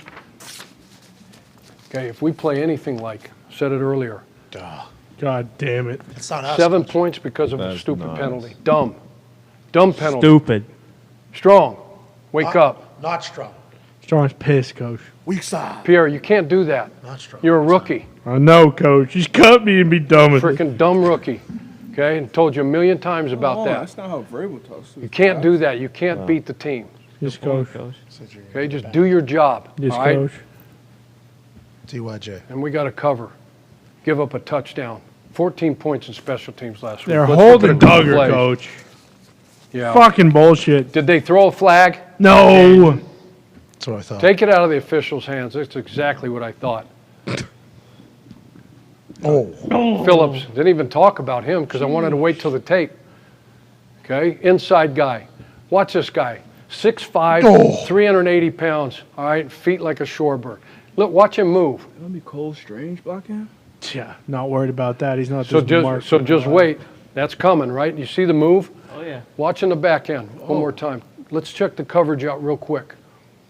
I know you guys got to get to your position meetings. You want to get with your position coaches. Normal week, by the way. All right, practice-wise. We're going to go 3 hours, 3 hours, and 3 hours. Full pads, okay? All right, Every day to get ready for the division's on the line. We lose this one, the season's over. Damn. Man coverage, 2 spies, got man under right there, doubling those inside guys. Okay? You'll see something different out of Leslie. Let's move on. Block the bigs inside. Oh, no. Quiz, you got to be ready. They're going to come after you, Quiz. Wait, Telling Quiz, you. how'd Quiz get in here? Quiz Coach? on the other team, Coach. Seeing if you're paying attention. Cole Beasley? Okay, run Oh, this yeah. back. So what did we say? Run this Rapper. back real quick. What did we say about rush lanes? And Stay then, in 'em. and then we have a spy. So we've got a spy on right here. Okay, so we've got man coverage. We're going to drop him out, all right, as an extra body inside in case we get an inside breaker. Give that guy in man coverage in the slot a little bit of love. Okay, and then go ahead and run it. And then we've got a linebacker we're blitzing right here, dropping this guy, dropping this guy. They have no man responsibility. They're just extra rats. Okay, and what else they are, all right, is their eyes on who? Quarterback. The quarterback. And we got a guy assigned. Okay, so when we do this, Bent, you can't commit until the quarterback commits. So when you run it, he hasn't scrambled over there yet, has he? No, Coach. He has not. So if you go over there, okay, and we're trying to flush him, but they get it protected, what do you think he's going to do? Run. For 40. Okay? And then, trust me, he's bigger, faster, stronger, and more athletic, okay, than you think. And he can outdo you in the open field. You give him that, he's gone. We can't do that. You're a spy, you hang right here. Okay? You hang right in the middle. Don't you go until he commits, until we flush him. If we don't get him flush, you stay in the middle. Especially if we're playing man-to-man, which we're going to play. All our backs are turned. Jeez, This guy, watch this guy right here. Okay, plaster. Plaster, plaster, plaster. Okay, the other thing we got to do, this is great right here. Bang and reroute when we can. Okay, disrupt the timing of these guys. Beat these guys up. They're not as physical as us. We got to get back to the bully mentality. Oh, it plays over, right? The play's over, right? Plays over. Plaster, plaster, plaster. It may be 8, 9, 10 seconds. Jesus. 8. Gotta get 'em out of bounds. 10. Push him out of bounds. You can do that in the back end. That's a great point. Yeah. Come on, D-Bud. Get that guy out of bounds. Figure it out. It ain't over till it's over. Jeez. Look at that. Come on, Duggart. He was Plaster, a rookie. He was a rush rookie. He probably lanes. didn't know the rule. That's coaching. Whoa. It's on you, Coach. It's on you, Coach. You. That's on you, Steve. That was his second year. I'll take that. I'll take that. You're probably right. Oh, second year? Yeah, Body him that's out. on him. It's on him, Coach. That's not on you, Never Coach. mind, Never Coach. mind, It's on Coach. him. Not on you. Damn right it's not. Gonna What a take come it up for anyway. Coach there. Fucking say that again, they'll cut your ass. Hell yeah. Okay. You already cut me once, Coach. Yeah. Yeah. You know that. Okay, so here's the scenario. Okay. We're gonna play outside victory. It's This one 23 again, eh? There's 23 seconds left in the game. All right. All they need is a field goal. So we're going to play outside victory, but this guy right here has got to be in the post. Okay, he's on a middle read route. Diggs. Okay, and we're playing outside victory because if they catch it, we want to tackle them in bounds, force them to use a timeout. They have timeouts. That's why they're going to the middle of the field. But this guy's supposed to be right here. Do your job. Roger. You can't sit at 10, 11 yards and doing nothing. And they need a chunk. Coach, we ain't dumb as the Lions. We're not going to do that. Coach, We who's that ran guy? into the Doherty? punt. You ran into the punter. No, I'm Mac Jones again. Okay. Talk to Strong then about Let's that, go, okay? let him know, Coach. Talk to Strong. That's a strike. That's a Yeah. frickin' Dart. I'm telling Seed. you guys, I'm telling you, trust me on this. Execute the plan that I give you, okay? And all's going to be good. DYJ. DYJ. Simple as it is, guys. We got a normal Wednesday, normal Thursday, normal Friday. We'll move it back because we're playing on a Thursday. You know, Wednesday is Saturday. Tuesday is Friday. Okay. Monday is Thursday. Okay, so you guys know how. Sunday. Just do your frickin' job. Yes, Coach. Let's get a plan together. 6-5. These guys are 0-2 in the division. We're 2-1 in the division. One win is all we need. That's right. This is when ball starts. Yep. This is when ball starts. yeah. Okay. They eat turkey. Let's get this one. Then we got a nice little mini bye week coming up. We can get healthy, get some guys back, get the dub, see your coaches. Thank you, Coach. Thank you, Coach Belichick. All right. Thank you, Coach. All right, Chuck. We've heard you be Sean McDermott and break down the entire Bills team all week. Couldn't wait to get that flag. Yeah. We've heard you break down the Patriots all week and what you think they're saying over there. You took, obviously, the sleeves off of your hoodie to resemble Bill Belichick, greatest of all time. Oh, yeah. What do you think happens in this game, Chuck? Well, let's pull it up. You got it? Beautiful stadium. So if we're just going to give check marks, right? Okay. And talk about, let's just talk about the quarterback, okay? I got, well, everything about me says, hey, look, I'm going with Josh Allen. You and everybody else, Okay. Coach. Yes, that is safe bet. Everybody Coach. else. Safe bet, Coach. Love Mac. Love him. I think he's coming on. He did it gritty and everything. Yeah. He did. Pro Bowl. I didn't see Good that. player. Was I that the didn't Pro see it. Bowl? Is that Was the it- Pro Bowl? Last year. Good gritty. Good. Not as good as yours. Good but- player. Very smart, very cerebral. Like, actually not. Like I think calculator. against this I think he's excelled against some lesser defenses. To be honest with you. All right, so I'm giving the check mark there. Offensively, okay, got to go there. When you look Kinda at the same when you thing, go at huh, the, when Coach? you go to the rankings, I mean this offense for the Bills, it's a damn wagon, right? Not even close. All right, they're coming on, New England, but then you go to the defense. Bills have struggled of late. Okay, and they've given up some points. All right, and you can say these guys have been out of rhythm. All right, they're going to be just fine. But defensively, when you look at the rankings, the Bills ain't the same, and they're without Von Miller. At least 4 weeks. You know, Yeah. at Damn. least 4 weeks. I reported that. All right, Bill and they've been banged up. Edmonds comes back. Epinesa is back. Game record. Rousseau's back, but they're not Von Miller. No. So when it comes crunch time to close out a game, they don't have them. That's why I'm going to this side. Special teams, it's a wash. Come on. Turnover margin, they both take the ball away and they both give the ball away. about? They're both +1. Okay, so those are Okay. both watches. Intangibles. Oh, I can't wait. Boom! That's a big check right there, Coach. It's at Gillette. Okay, the greatest head football coach of all time, And GM. and general manager, and defensive coach, And Boder. and offensive coach, Lacrosse coach. and line coach, and Fisher. D-line coach, and corners Fisher, coach. yeah. The best ever, right? That's intangibles. That's intangible. Certainly. Can't coach that. So I'm giving the check mark there. However, However, minute. I just 17. They're 0-2 in the division. Josh Allen, he'll die on that field tonight. Okay, before Yeah, he 'cause of loses- Judon. before he loses his Let's hope game. he doesn't die. They've lost that whole mystique about Gillette Stadium, and they've lost 20 straight there, and Tom Brady's all that stuff. They've won 4 out of the last 5 games against these guys, so mentally, they're fine. Bills got their dudes back. They got Edmonds back. They got those other guys back. They're missing Vaughn, but because of 17, okay, and because of Diggs, Nope. What? you know, and the offense for the Patriots and that new coordinator stuff, this, that, and the other, I just don't trust it yet. All right, They had Chuck's one got the day, Bills. Okay. Also has the Pats +3.5. Yep. Sure. Yeah, It does interesting. appear as if he has a little skip there.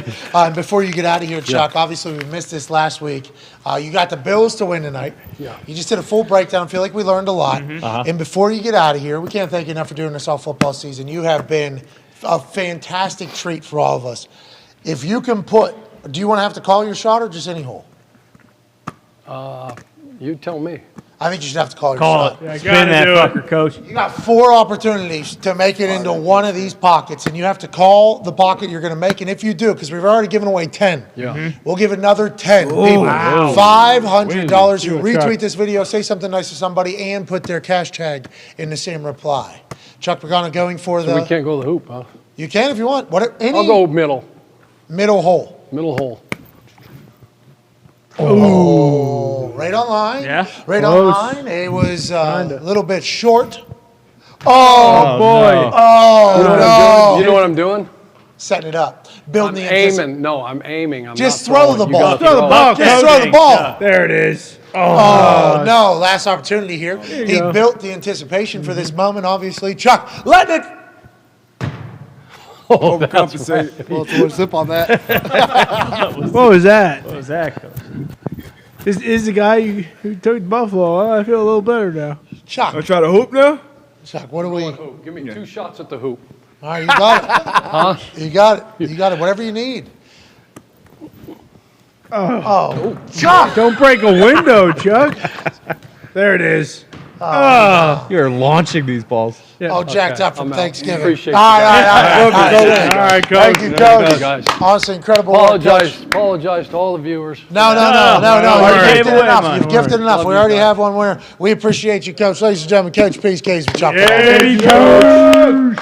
All right, so AJ has the Patriots +3.5. No, the Bills. Bills, yeah. AJ has the Bills -3.5. Chuck has the Patriots +3.5, but he likes the Bills to win.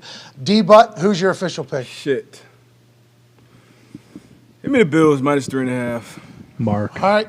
Give me the Patriots +3.5 to start this week 13 of the NFL season. We can't thank you all enough for watching. Big shout out to Chuck for joining us. Big shout out to Lombo for joining us. Capaccio for joining us. Darius, obviously, the last 2 days. Yeah, D-Bud. And we will see you all tomorrow for a Feel Good Friday. You're the best people on earth. Great show, boys. You did fantastic. Hammer Dahn is in 15 minutes at youtube.com/Hammer. Dahn. HAMMERDAHN is where you're headed to for Hammer Dahn. in 15 minutes. Cheers. We'll see you tomorrow. Goodbye.